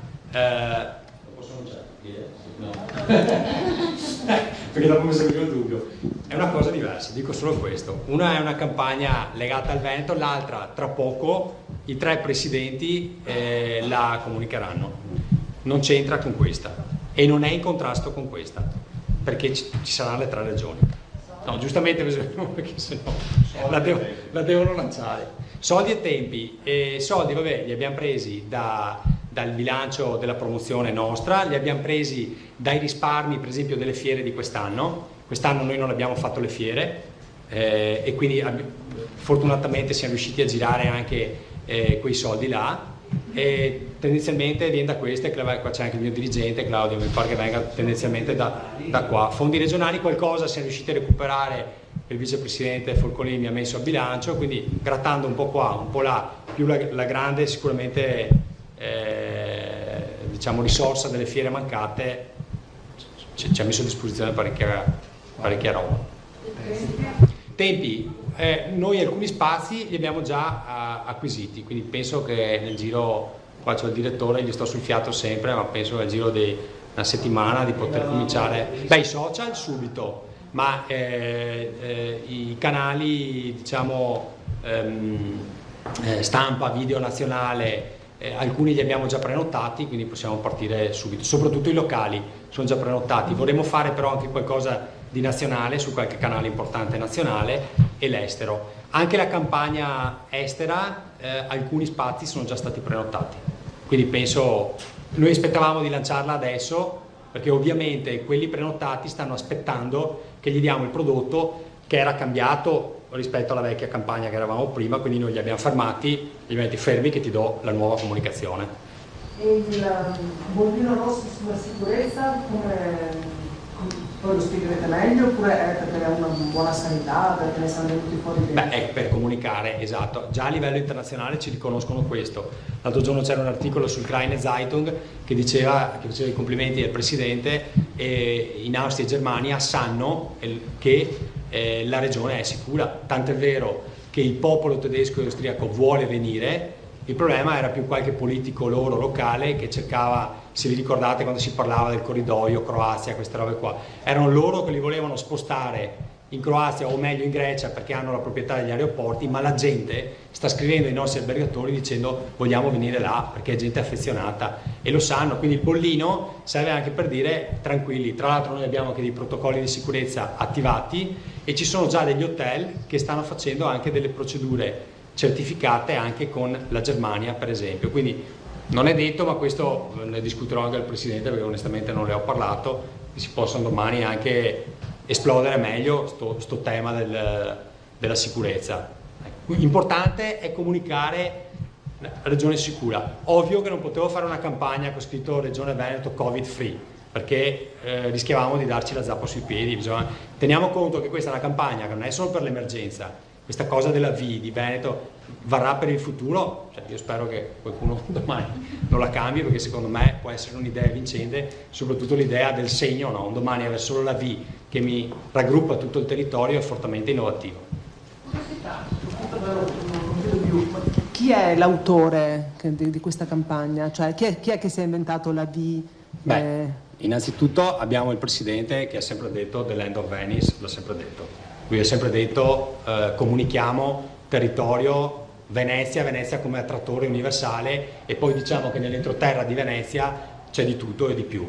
Poi abbiamo un'agenzia milanese che ha vinto anche l'appalto, ce ne sarà anche un'altra che è in fase di aggiudicazione, e poi abbiamo tutta la direzione mia interna, c'è tanto lavoro anche interno, quindi un mix tra idee del Presidente, mie, direzione e agenzia esterna. Moving, l'agenzia di Milano che ha vinto, però poi siamo in aggiudicazione anche perché dopo abbiamo collaborazione anche di altri, perché una campagna di questo tipo, soprattutto da parte degli influencer, va esplosa anche con gente specifica, quindi sono più persone che lavorano su questo tema. Parisi se ha finito l'alta. Assessore, buongiorno. Nella sua proposta di coinvolgere in questo pacchetto, chiamiamolo così, Veneto, anche gli albergatori, avete coinvolto in tal senso o pensate di coinvolgere anche il sistema aeroportuale veneto? E poi un'altra domanda successiva che si riaggancia a quella: in questo contesto, quello del sistema aeroportuale, abbiamo già posto questa domanda al Presidente nei giorni scorsi. Mercoledì scorso c'è stato un incontro SAVE-sindacati per quanto attiene al futuro immediato dell'aeroporto di Treviso-Canova, che dovrebbe riaprire a ottobre. Sì. Ci sono novità, considerate le preoccupazioni degli aeroportuali per i prossimi mesi, da qui ai prossimi mesi? Potrebbe riaprire prima laddove dovesse arrivare, come auspichiamo, il turista? Sì, Grazie. Grazie a lei per la domanda. L'aeroporto Canova è fondamentale, tutti gli aeroporti sistema nostro, Venezia, Treviso, Verona. Canova è importante per il territorio trevigiano, infatti ne vediamo adesso purtroppo le conseguenze da quando è chiuso. La riapertura è prevista per ottobre. Con SAVE, quindi Marchi, siamo in costante collegamento sia noi che il sindaco di Treviso. È previsto un piano da 53 milioni di euro di interventi, e assolutamente abbiamo da parte di SAVE l'idea che l'aeroporto riaprirà, quindi non è vero quello che si sente dire in giro che c'è il rischio della chiusura, perché ovvio, se non ci sono i turisti è ovvio che aprirà a ottobre, ma se cominceranno ad arrivare i turisti c'è la disponibilità da parte di SAVE di aprire prima. Cioè, è ovvio che questi non aprono l'aeroporto se non ci sono le linee aeree che arrivano, questo è logico. Ad oggi abbiamo collegata Venezia con Amsterdam, KLM e Air France Parigi, no? Che sono importanti perché poi quelli sono due aeroporti che fanno scalo internazionale, però ovviamente noi abbiamo bisogno anche dei piccoli aeroporti, diciamo, dove c'è il low cost per esempio. Però abbiamo la disponibilità nel momento in cui c'è movimentazione di turisti ad aprire prima, su questo siamo già allineati. È stato dato un tempo di massima dall'incontro, è emerso anche questo? Sì, ne hanno parlato, e quindi ovviamente la nostra preoccupazione anche per noi è per gli addetti ai lavori, cioè c'è gente che ci lavora oltre a tutto l'aspetto turistico. Ripeto, mi parlano di ottobre, però c'è disponibilità di aprire prima se c'è movimentazione, quindi sta anche a noi fare una promozione il più internazionale possibile. Ovvio che noi adesso faremo una promozione che colpisce il mercato domestico e i paesi di prossimità, quindi Austria, Germania, lingua tedesca per noi è fondamentale, cioè su 70 milioni di turisti, noi 50 sono stranieri, di questi 50 2/3 sono lingua tedesca, quindi prima colpiamo questi che tra l'altro arrivano in macchina. Poi ovviamente Venezia per esempio vive di americani, australiani, inglesi, insomma l'Ester, ecco, Far East, insomma, ecco, quindi arriveremo anche lì, però fare una campagna adesso in America con la situazione che c'è, lì sì rischiamo di buttare via i soldi, quindi intanto concentriamoci là e poi apriremo man mano che aprono i voli. Le compagnie aeree, per esempio alcune non vi faccio i nomi, ma mi hanno già contattato per fare per esempio una campagna insieme a loro, cioè loro mettono magari dei voli a basso costo e noi facciamo la campagna di promozione, facciamo un ticket assieme. Noi siamo aperti e disponibili a fare anche questo. Bone. Sì, allora, qualche domanda rapidissima. Soldi. Abbiamo parlato del piano di comunicazione, volevo capire quante risorse vengono messe sul bando, quello di cui parlavi all'inizio, cioè fondi POR-FESR quello per le reti di imprese, esatto. Quanti soldi metterai nello scorrimento del bando per il rinnovo delle strutture e innovazione digitale, se mi dai qualche cifra? Allora guarda, noi in tutto abbiamo quasi 15 milioni di euro che però verranno suddivisi ovviamente in base alle esigenze. Per esempio mi dicevano che sullo scorrimento del bando, se noi riusciamo a mettere altri 3 milioni e 8, diciamo che riusciamo a dare finanziamento a molte strutture alberghiere che hanno fatto gli investimenti, perché alcuni li hanno già fatti e aspettavano, diciamo, di entrare in graduatoria. Alcuni si sono fermati per il Covid, quindi io là avrei 7 milioni di richieste, però non tutte, diciamo, hanno un valore, una qualità del progetto proposto da finanziare, e non tutti sono partiti, quindi adesso dovremo capire quanti sono ancora in piedi. Ok, poi due domande invece di prospettiva, di tendenza. La prima domanda è se quest'anno rispetto più un turismo interno che non esterno, hai detto prima giustamente che 50 milioni arrivano dall'estero, però mi pare di capire che la tendenza quest'anno è di rimanere in casa. Tu su questo che scenario vedi?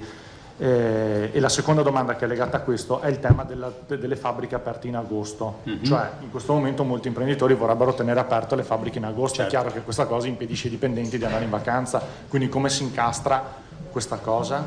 Allora guarda, dalle indagini che abbiamo fatto noi, che ci sono servite anche per la campagna social, quest'anno avremo circa l'80% dei veneti che dichiara di fare vacanze in Veneto. E questo è sicuramente importante, innovativo, non abbiamo mai avuto un dato di questo tipo qua. Anzi, tendenzialmente i veneti magari se ne andavano da altre parti, tranne quelli che avevano le seconde case, però è anche vero che noi non possiamo pensare di fare una vacanza, cioè scusate, di fare una campagna promozionale solo per i veneti, perché i veneti da soli non mi coprono 70 milioni di presenze che eravamo abituati ad avere, cioè su 70 milioni 50 siete stranieri, quindi bene il dato che i veneti quest'anno facciano quasi tutte le vacanze qua, però dovremo colpire anche gli altri.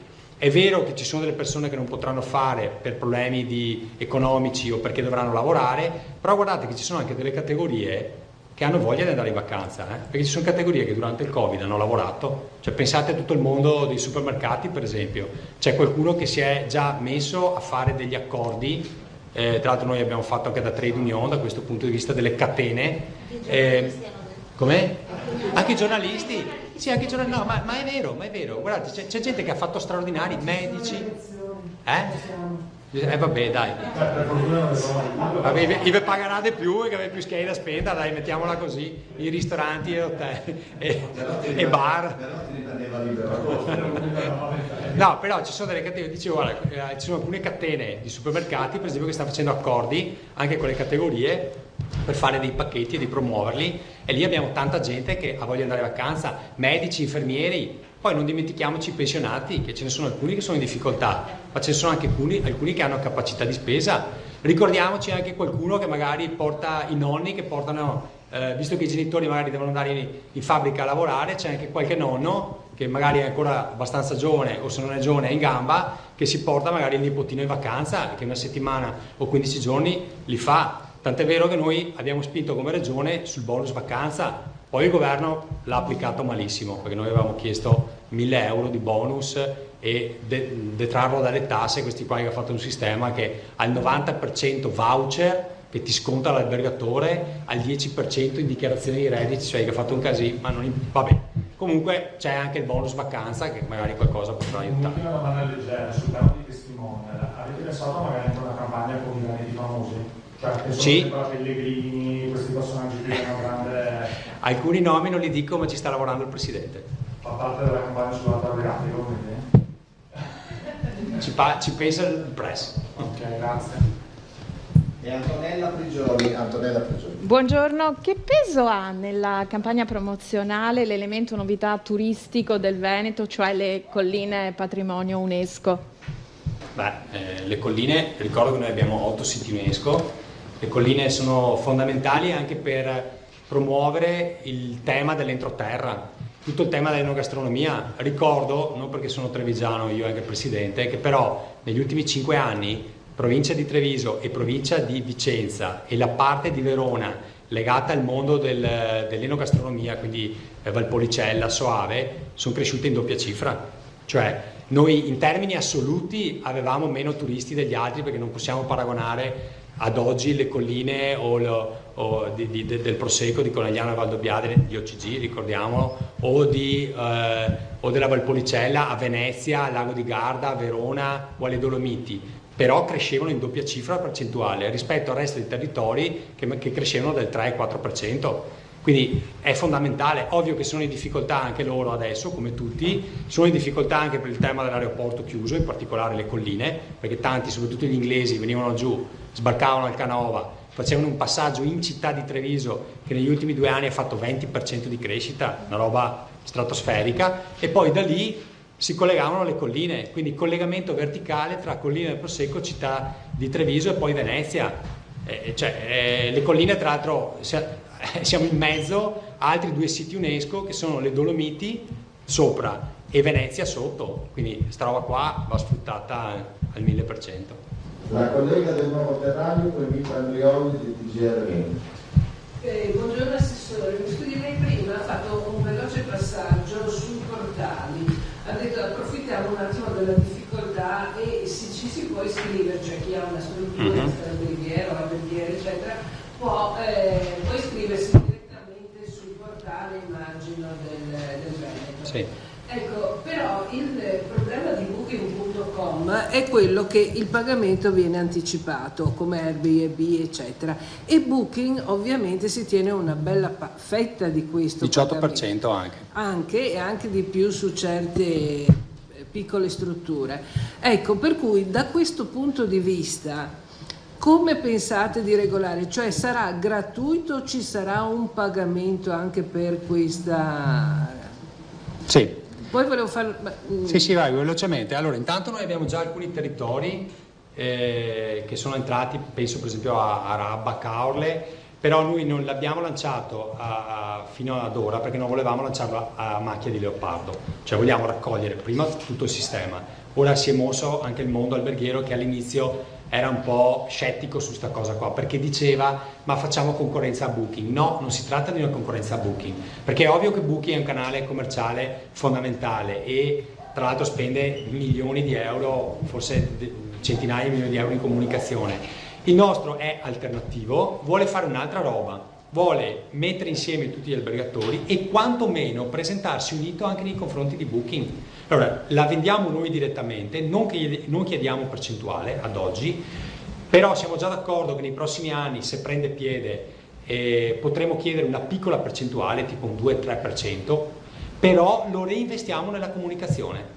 Cioè quello che la regione prende, non lo prende per metterselo in tasca, ma lo investe sul territorio sotto forma di promozione. Ecco che l'albergatore è contento di lasciarti un 2, un 3, un 4%, lo condividiamo col territorio, non è un problema, però poi lo reinvestiamo in promozione, che posso dirvi è quello che dovrebbero fare con la tassa di soggiorno i sindaci. Qualcuno la fa, qualcuno anche no, usa la tassa di soggiorno per fare altre cose. Qualcuno la fa e lo dico che poi se no si arrabbiano i sindaci, ma alcuni lo fanno, altri un po' meno.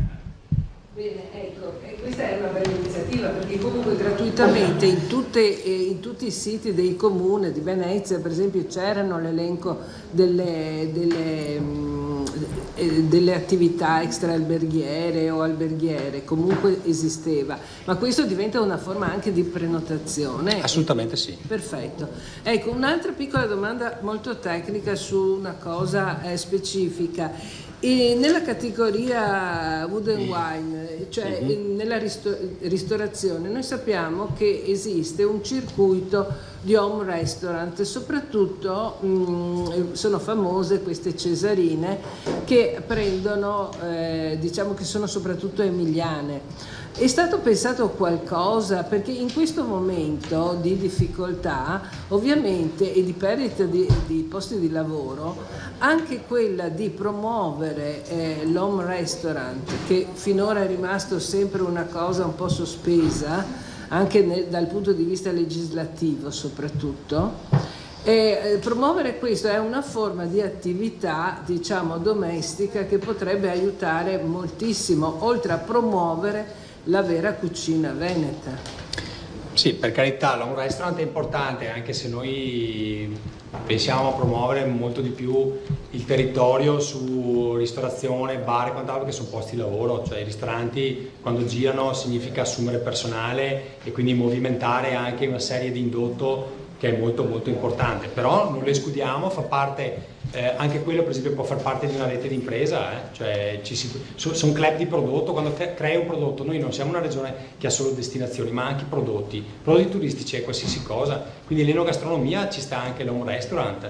Dopo per esempio una cosa che non ho detto, quando ho parlato dell'enogastronomia, noi abbiamo le strade dei prodotti, dei vini e dei prodotti tipici per esempio, ecco le strade ci sono già sul territorio, sono già codificate, hanno dei percorsi e non mi riferisco solo a quelle del Prosecco ma ce ne sono tante altre e queste per esempio possono essere strade che entrano nel famoso bando che mi chiedevi tu prima e vengono finanziate per promuovere anche a livello internazionale il percorso sul territorio. Grazie. Adrioli.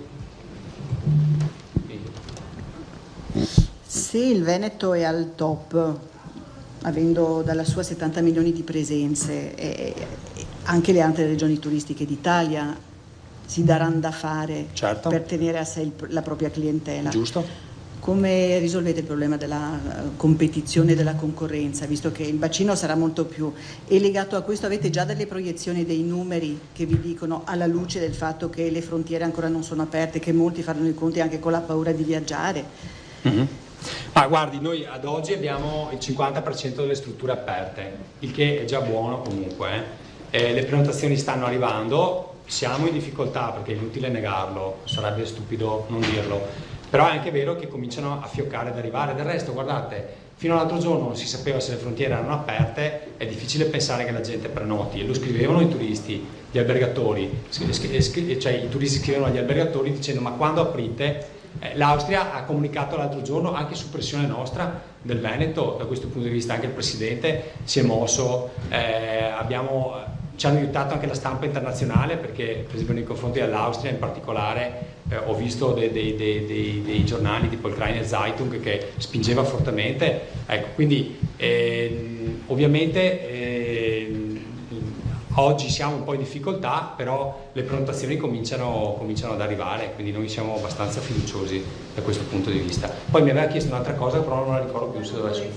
Ah sì, guardi, la concorrenza, io ho visto molte regioni che fanno tutta la campagna interna perché si sono fatti dare anche i soldi, cioè vogliono fare anche un piano con l'Enit per la promozione interna. Io dico, promozione interna va bene, però ripeto, ricordiamoci che questa regione su 70 milioni ne fa 50 milioni di stranieri, quindi noi va bene portarci a casa i domestici, che non sono solo i veneti ovviamente, però io sto lavorando e continuerò a lavorare per fare una campagna sui paesi di prossimità, che non sono solo lingua tedesca, ma sono per esempio l'Europa dell'Est, che è un bacino fondamentale per noi, o l'Alta Germania, non solo la parte bassa, quindi la Baviera, insomma le altre aree del sud della Germania.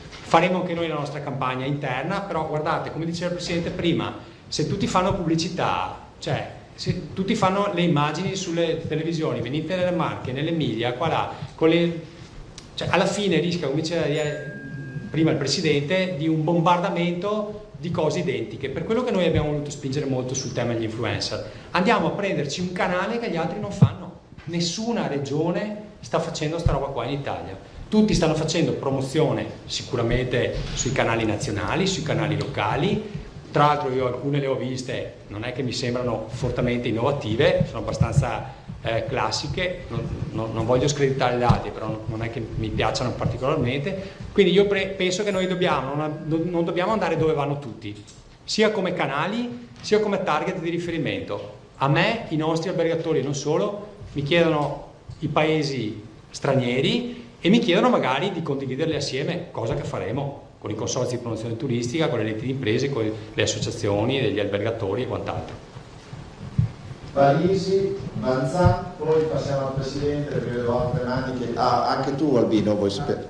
Presidente. Allora dopo al Presidente passiamo dopo, tu Alderi per il Presidente? Ah no, ok. Allora Parisi, Manzan, poi passiamo al Presidente. Assessore, una curiosità, sono previsti anche i percorsi dei tanti pellegrini che macinano a piedi chilometri o a cavallo, in bicicletta, anche i percorsi non soltanto della fede ma anche dell'enogastronomia, della natura e dell'arte? Assolutamente sì, noi abbiamo già dei percorsi attivati in Veneto, si chiama Claudio Across Veneto, e quindi sono dei percorsi appunto legati ma non solo al mondo spirituale o religioso, perché ricordiamo che No, non è caso. No, dai. Domani anche c'è la festa del Santo, esatto. Mi veniva in mente anche in virtù di questo. Ecco, ricordiamo che Santiago de Compostela non è soltanto un percorso per religiosi o per gente che cerca spiritualità, è anche gente che vuole andare in mezzo alla natura, che vuole vivere un'esperienza o dimagrire, vuole vivere un'esperienza. Questi, tra l'altro, proprio su input del Presidente, noi stiamo lavorando anche, che non è facile, lo dico, però siamo in work in progress, cioè, adesso non ho già pronto che dopo non mi dite.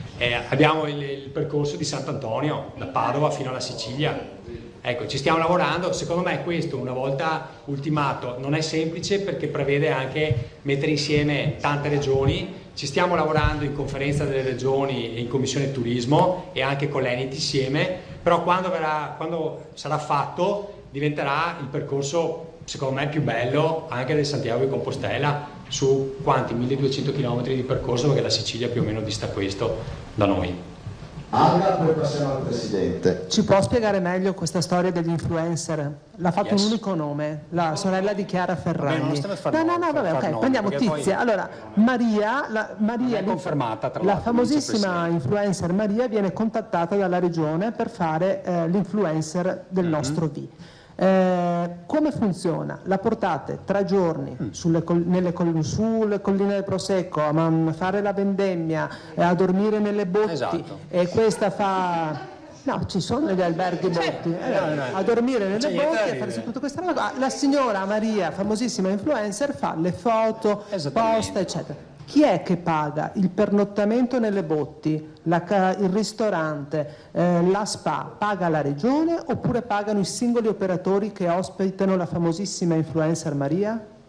Entrambe le cose. Allora, innanzitutto vi ho detto che buona parte degli influencer vengono gratis, cioè gli facciamo fare l'esperienza ovviamente gratis, cioè l'esperienza non la pagano, però noi non paghiamo l'influencer, gli facciamo fare l'esperienza.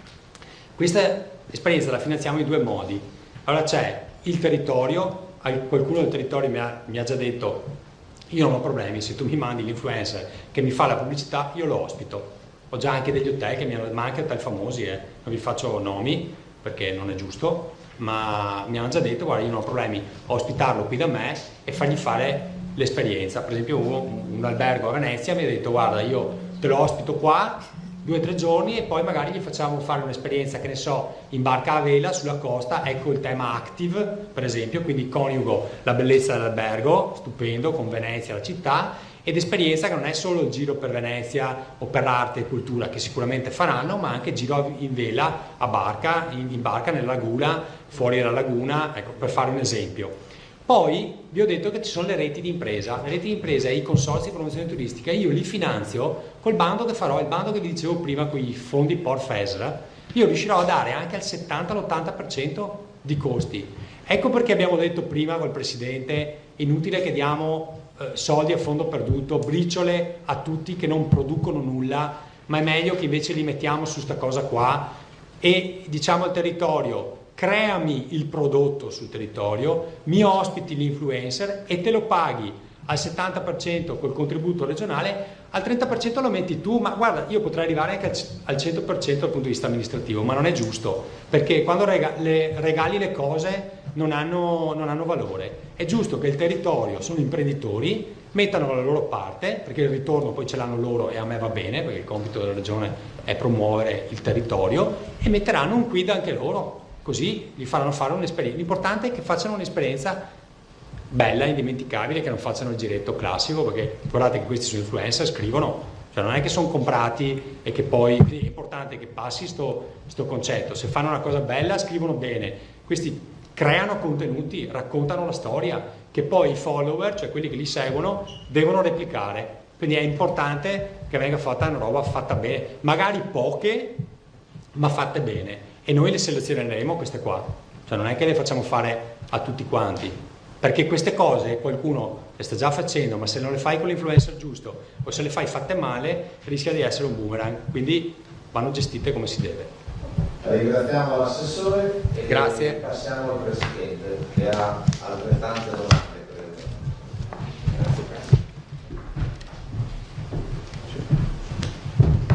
Allora, chi si era prenotato, Albino è stato in assoluto il primo. No, ti avevo visto. Se dove chiede la parola di aspetta che vediamo chi vuole anche. Vantan, Parisi, Bonnet, la collega Nuovo Terraglio e via così. Albino. No, io avevo due questioni da chiedere al Presidente, buongiorno. Ciao. Ecco, volevo capire quali sono i presupposti giuridici in base ai quali lei giustamente pensa di poter applicare delle deroghe per gli spettacoli all'aperto, perché mi pare un'idea estremamente interessante e positiva, questa è fuori discussione, poter utilizzare l'arena non per 1000 persone come prevede la direttiva nazionale, ma almeno per 3.000 o 5.000. Ecco, perché, scusi, non vorrei passare per irriverente, ma riesce anche ad applicare le stesse deroghe agli spettacoli sportivi, perché ora gli stadi sono chiusi, se lei riesce a far riaprire anche gli stadi direi che da questo punto di vista... No, perché, guarda, scusa se ti interrompo, così facciamo anche veloci. La deroga è prevista per gli spettacoli e quindi è a discrezione del Presidente della Regione, non per gli eventi sportivi.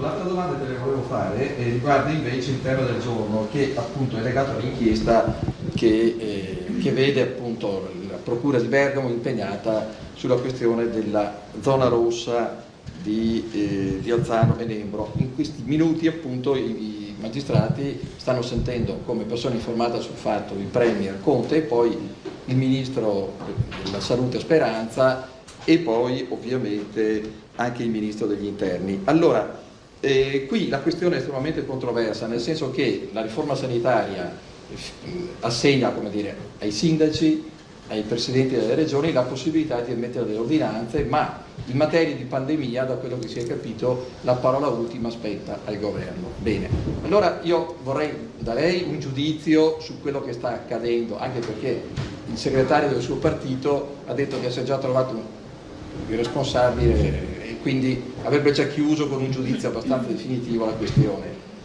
Ecco, io le chiedo poi di sapere come è andato esattamente per il caso Vo, che è stata la prima zona rossa, chi ha deciso e per capire se il paradigma adottato è lo stesso oppure cosa è successo. Grazie. Ma guarda, intanto Vo viene chiusa assieme ai comuni del Lodigiano, quindi non è stata la prima, ma in contemporanea c'è stato questo provvedimento. E c'è stato con la firma del Ministro della Salute, se non ricordo male. Speranza. Cioè, forse a doppia firma con... Sì, e a doppia firma, quindi punto, non ho altro da aggiungere per quanto riguarda l'attività della Procura. Penso che in questa fase audiranno, no? In persone informate sui fatti, non penso che siano persone condannate per i fatti, sentiranno diverse campane. E c'è una bella intervista che ho letto del professor Cassese, che insomma c'è un luminare del diritto costituzionale, oltre ad aver avuto un sacco di cariche importanti, che dice appunto, parla del fatto che in caso di pandemia, la Costituzione è chiara, entra in campo il governo, appunto. Tanto è vero che il governo è entrato in campo per molte partite, insomma abbiamo lo stato d'emergenza nazionale, mi ricorda Bottecini, è stato dichiarato addirittura il 31 gennaio, ma mi fermo qui, guardate, io non esprimo nessuna considerazione, poi c'è di mezzo la magistratura, fanno il loro mestiere, poi si vedrà. Allora, Danza.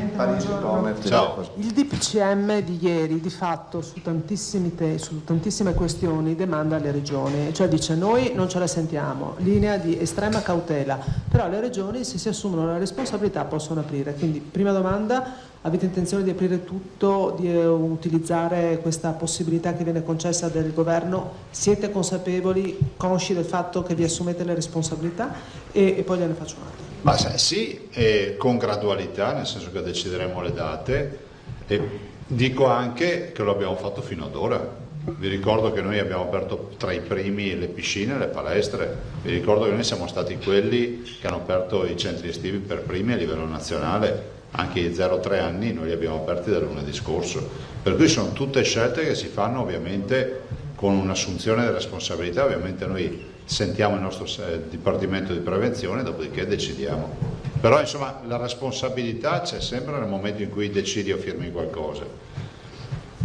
Per questo, prego. No, dico, per questo faccio continuamente appello ai veneti di rispettare il tema. Prego. Buon lavoro. Per questo dico sempre ai veneti, rispettate i temi delle indicazioni, delle prescrizioni, l'uso della mascherina, il tema del distanziamento sociale o quant'altro.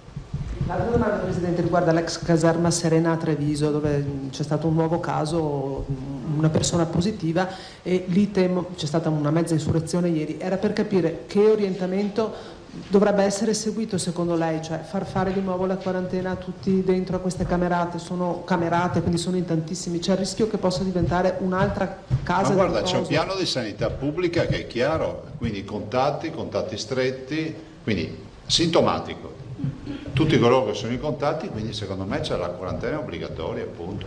Sì, ma se la fanno in camerate poi si infettano un con l'altro. Il tema della quarantena ovviamente andrà gestito, ma questo è opera dei sanitari. Ovviamente noi abbiamo sempre criticato questi assembramenti e anche il modello di gestione. Lo avevamo detto in tempi non sospetti, adesso ne viene fuori il problema. Bone, giusto? Credo ci fosse la collega Parisi, ma se posso solo su questo, per capire, non solo la Serena, c'è stato anche il caso del matrimonio, il caso della Moldava tornata col furgoncino. Questi episodi, per quanto isolati, vi preoccupano oppure li considerate casi sporadici? Ma noi siamo sempre preoccupati, per carità, qualcuno li può catalogare come casi sporadici, però è pur vero che questo ti dà anche un confronto rispetto ad altre sanità, no? E quindi è ovvio che la guardia deve essere sempre alta, visto e considerato che il banale racconto, che poi dal punto di vista epidemiologico non è banale, della badante che arriva col pulmino con altre colleghe che non conosce e quindi non riusciamo a rintracciare, capite che è già un problema non da poco dal punto di vista sanitario. Parisi. Sì, Presidente, per concludere la questione Serena, oggi, visto che c'è stato un nuovo contagio, hanno tenuto i migranti sotto sequestro il personale sanitario e anche della cooperativa, e personale sanitario che è stato liberato con quelli della cooperativa dall'intervento della polizia. Ma guarda, i migranti devono capire che non è una questione di razzismo, no? Cioè, la nostra terra è conosciuta come una terra, diciamo, dell'ospitalità. Pensate, abbiamo 500.000 persone che si sono integrate in Veneto e non sono, cioè, sono tutte persone, sono tutti cittadini del mondo, e questo è accaduto negli anni. Però tu quando vieni qui devi rispettare anche le regole e se è accaduto quello che mi dici te, cioè il sequestro delle persone, questo è un reato. Se a casa loro sono abituati a fare queste cose, noi dobbiamo spiegare a questi signori che qui non funziona così. Come non stare in quarantena nel decreto? Sì, come non stare in quarantena è un fatto penale. E poi, se posso fare un'altra domanda in velocità, dopo l'incontro che avete avuto ieri per quanto attiene le linee guida 0-3 anni, ci saranno dei cambiamenti? No. Come per esempio la misurazione della temperatura? No, cioè sostanzialmente sono in linea con quelle che abbiamo già. Un'ultima cosa, grazie, no scusi, sempre per quanto riguarda i centri estivi 4-17, 4-12, ci hanno scritto, ci hanno contattato diversi sindaci e anche molti parroci perché loro non aprono nonostante le linee guida attuali della regione e le disposizioni, perché dicono anche se noi attuiamo tutte le linee guida e ci atteniamo a queste, Se poi dovesse risultare che un bambino, un ragazzo fosse positivo, di chi è la responsabilità? Nonostante... Ma se io ragionassi così non avrei mai firmato neanche un'ordinanza, ragazzi. C'è l'accordo firmato con i genitori, quindi hanno già una manleva, perché il genitore dice sono cosciente prende atto delle linee guida, che non sono linee guida fatte così alla buona, ma sono addirittura asseverate e allegate a un DPCM.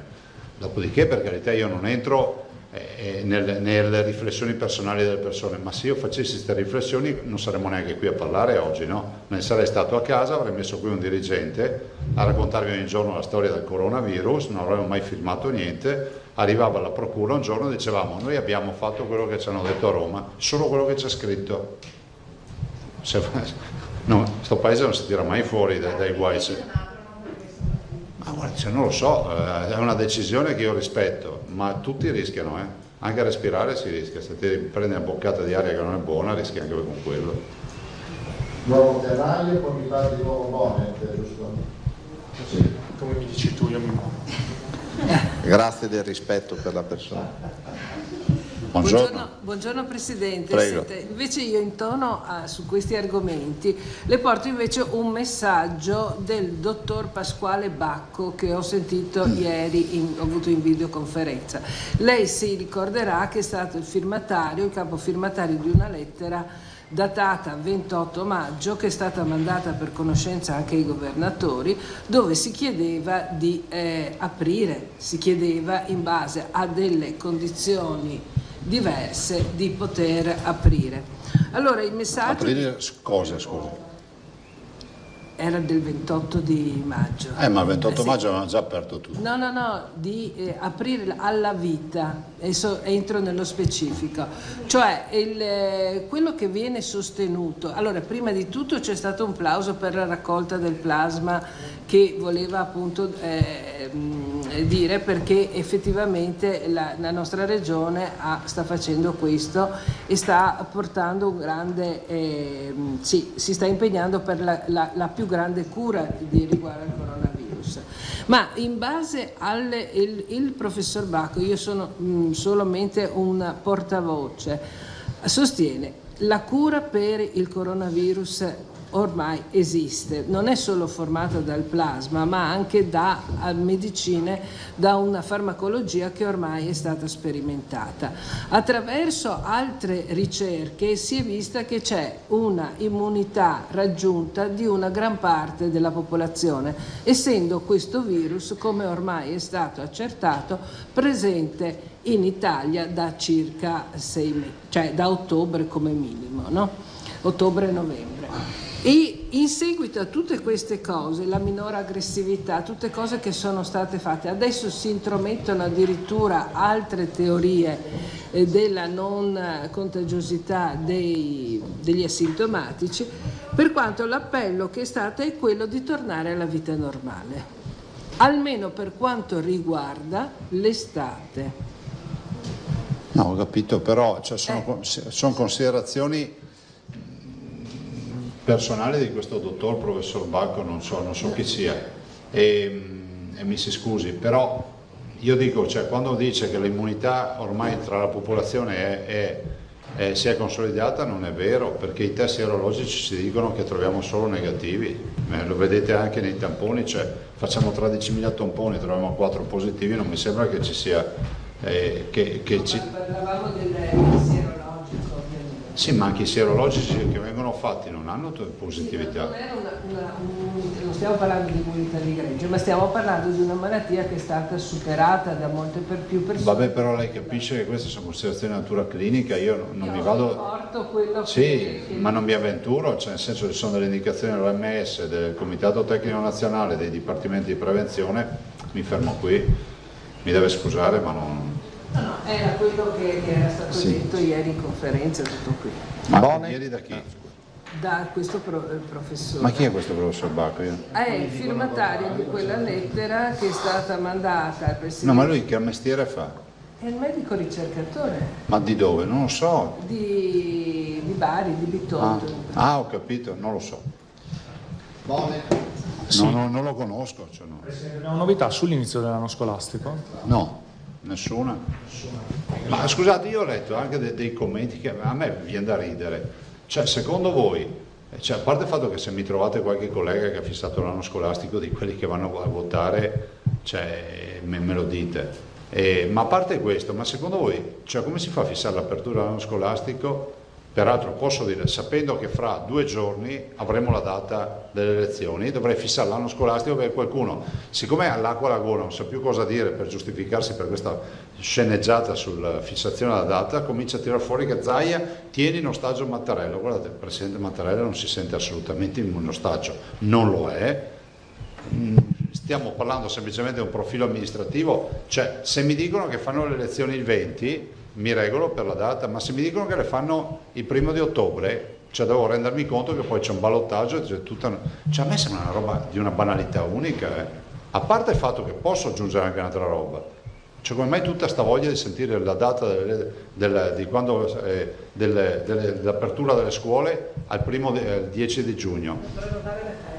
No, è un sistema da trovare scuse. Guardate che qui il peccato originale c'era chi ci ha messo in piedi questa sceneggiata della fissazione della data del voto e ancora tutt'oggi in Italia non si sa, punto.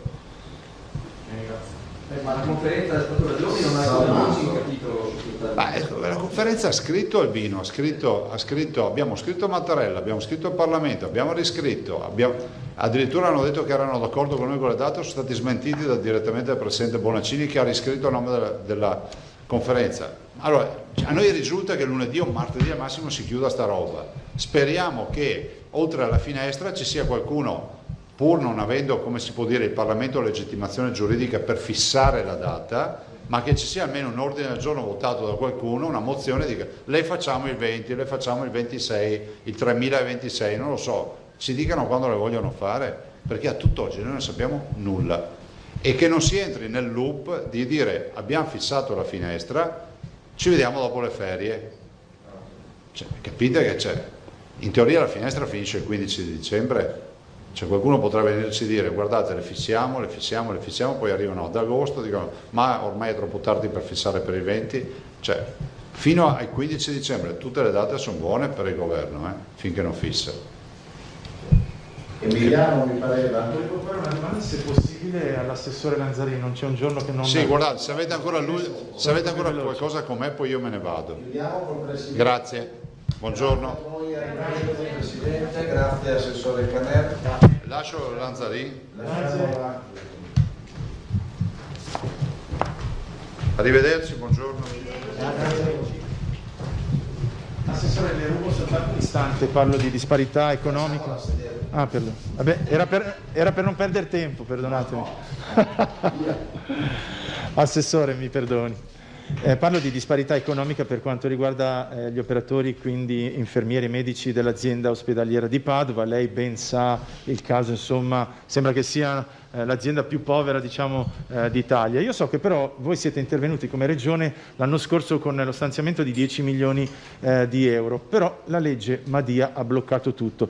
Questa mattina c'è stato un flash mob, ce ne saranno altri in azienda ospedaliera. Le volevo chiedere se la Regione ha qualche appiglio, ha qualche possibilità di fare arrivare insomma quei fondi promessi o insomma gli aiuti a questi operatori. Grazie.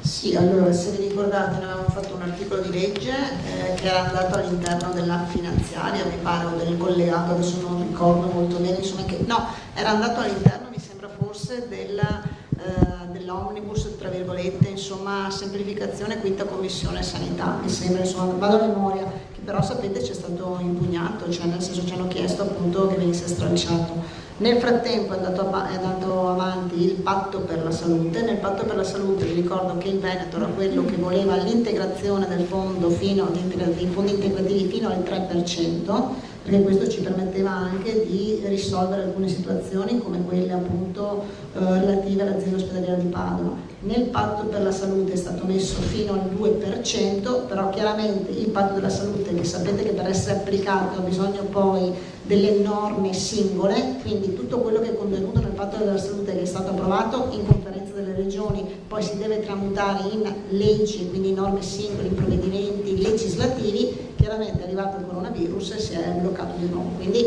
noi comunque insomma, su questo continueremo per la nostra strada quindi a insistere affinché insomma, ci sia concretezza, ci siano appunto i dispositivi per poter poi equiparare i vari fondi insomma, come ci eravamo già mossi di fatto. Quindi questa è la situazione oggi.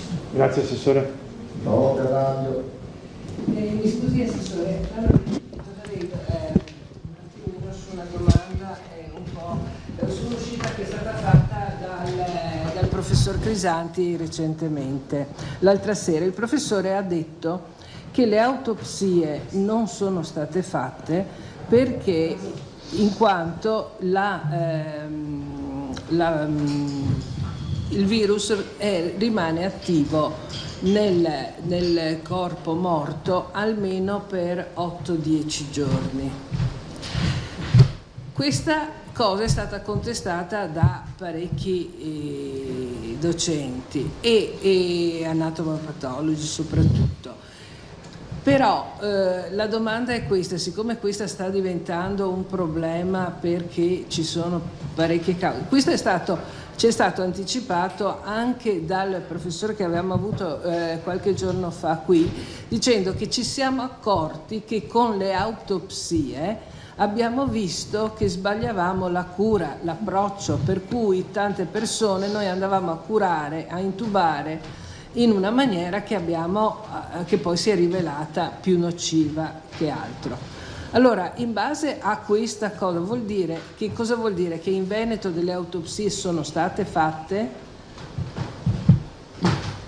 Citando quello che ha detto il professore che è venuto qua a fare così, mi sembra di sì, per cui il professor Crisanti cosa ha detto? Non lo so, lo dovete chiedere al professor Crisanti, non posso parlare con il professor Vorrei far Crisanti. notare ai colleghi, scusate, ma non stiamo parlando con dei clinici, stiamo parlando con dei signori che fanno politica e hanno una responsabilità amministrativa. Queste sono domande alle quali diventa difficile rispondere sufficientemente di intervenire. La domanda era semplicemente perché volevo capire se a differenza di quello che era stato detto erano state fatte. A me risulta che sono state fatte le autopsie. Era questo, ma anche a noi risultava, però siccome ieri è uscita questa cosa da parte di Crisanti e che è nel Veneto. Lo chiedete al diretto interessato. Era per questo, benissimo, ha ragione. Infatti l'avevo anticipato, ho detto questa è una domanda un po' che dovrei fare, ma non ho il diretto interessato, mi scuso, grazie. Grazie a voi, arrivederci. Sì.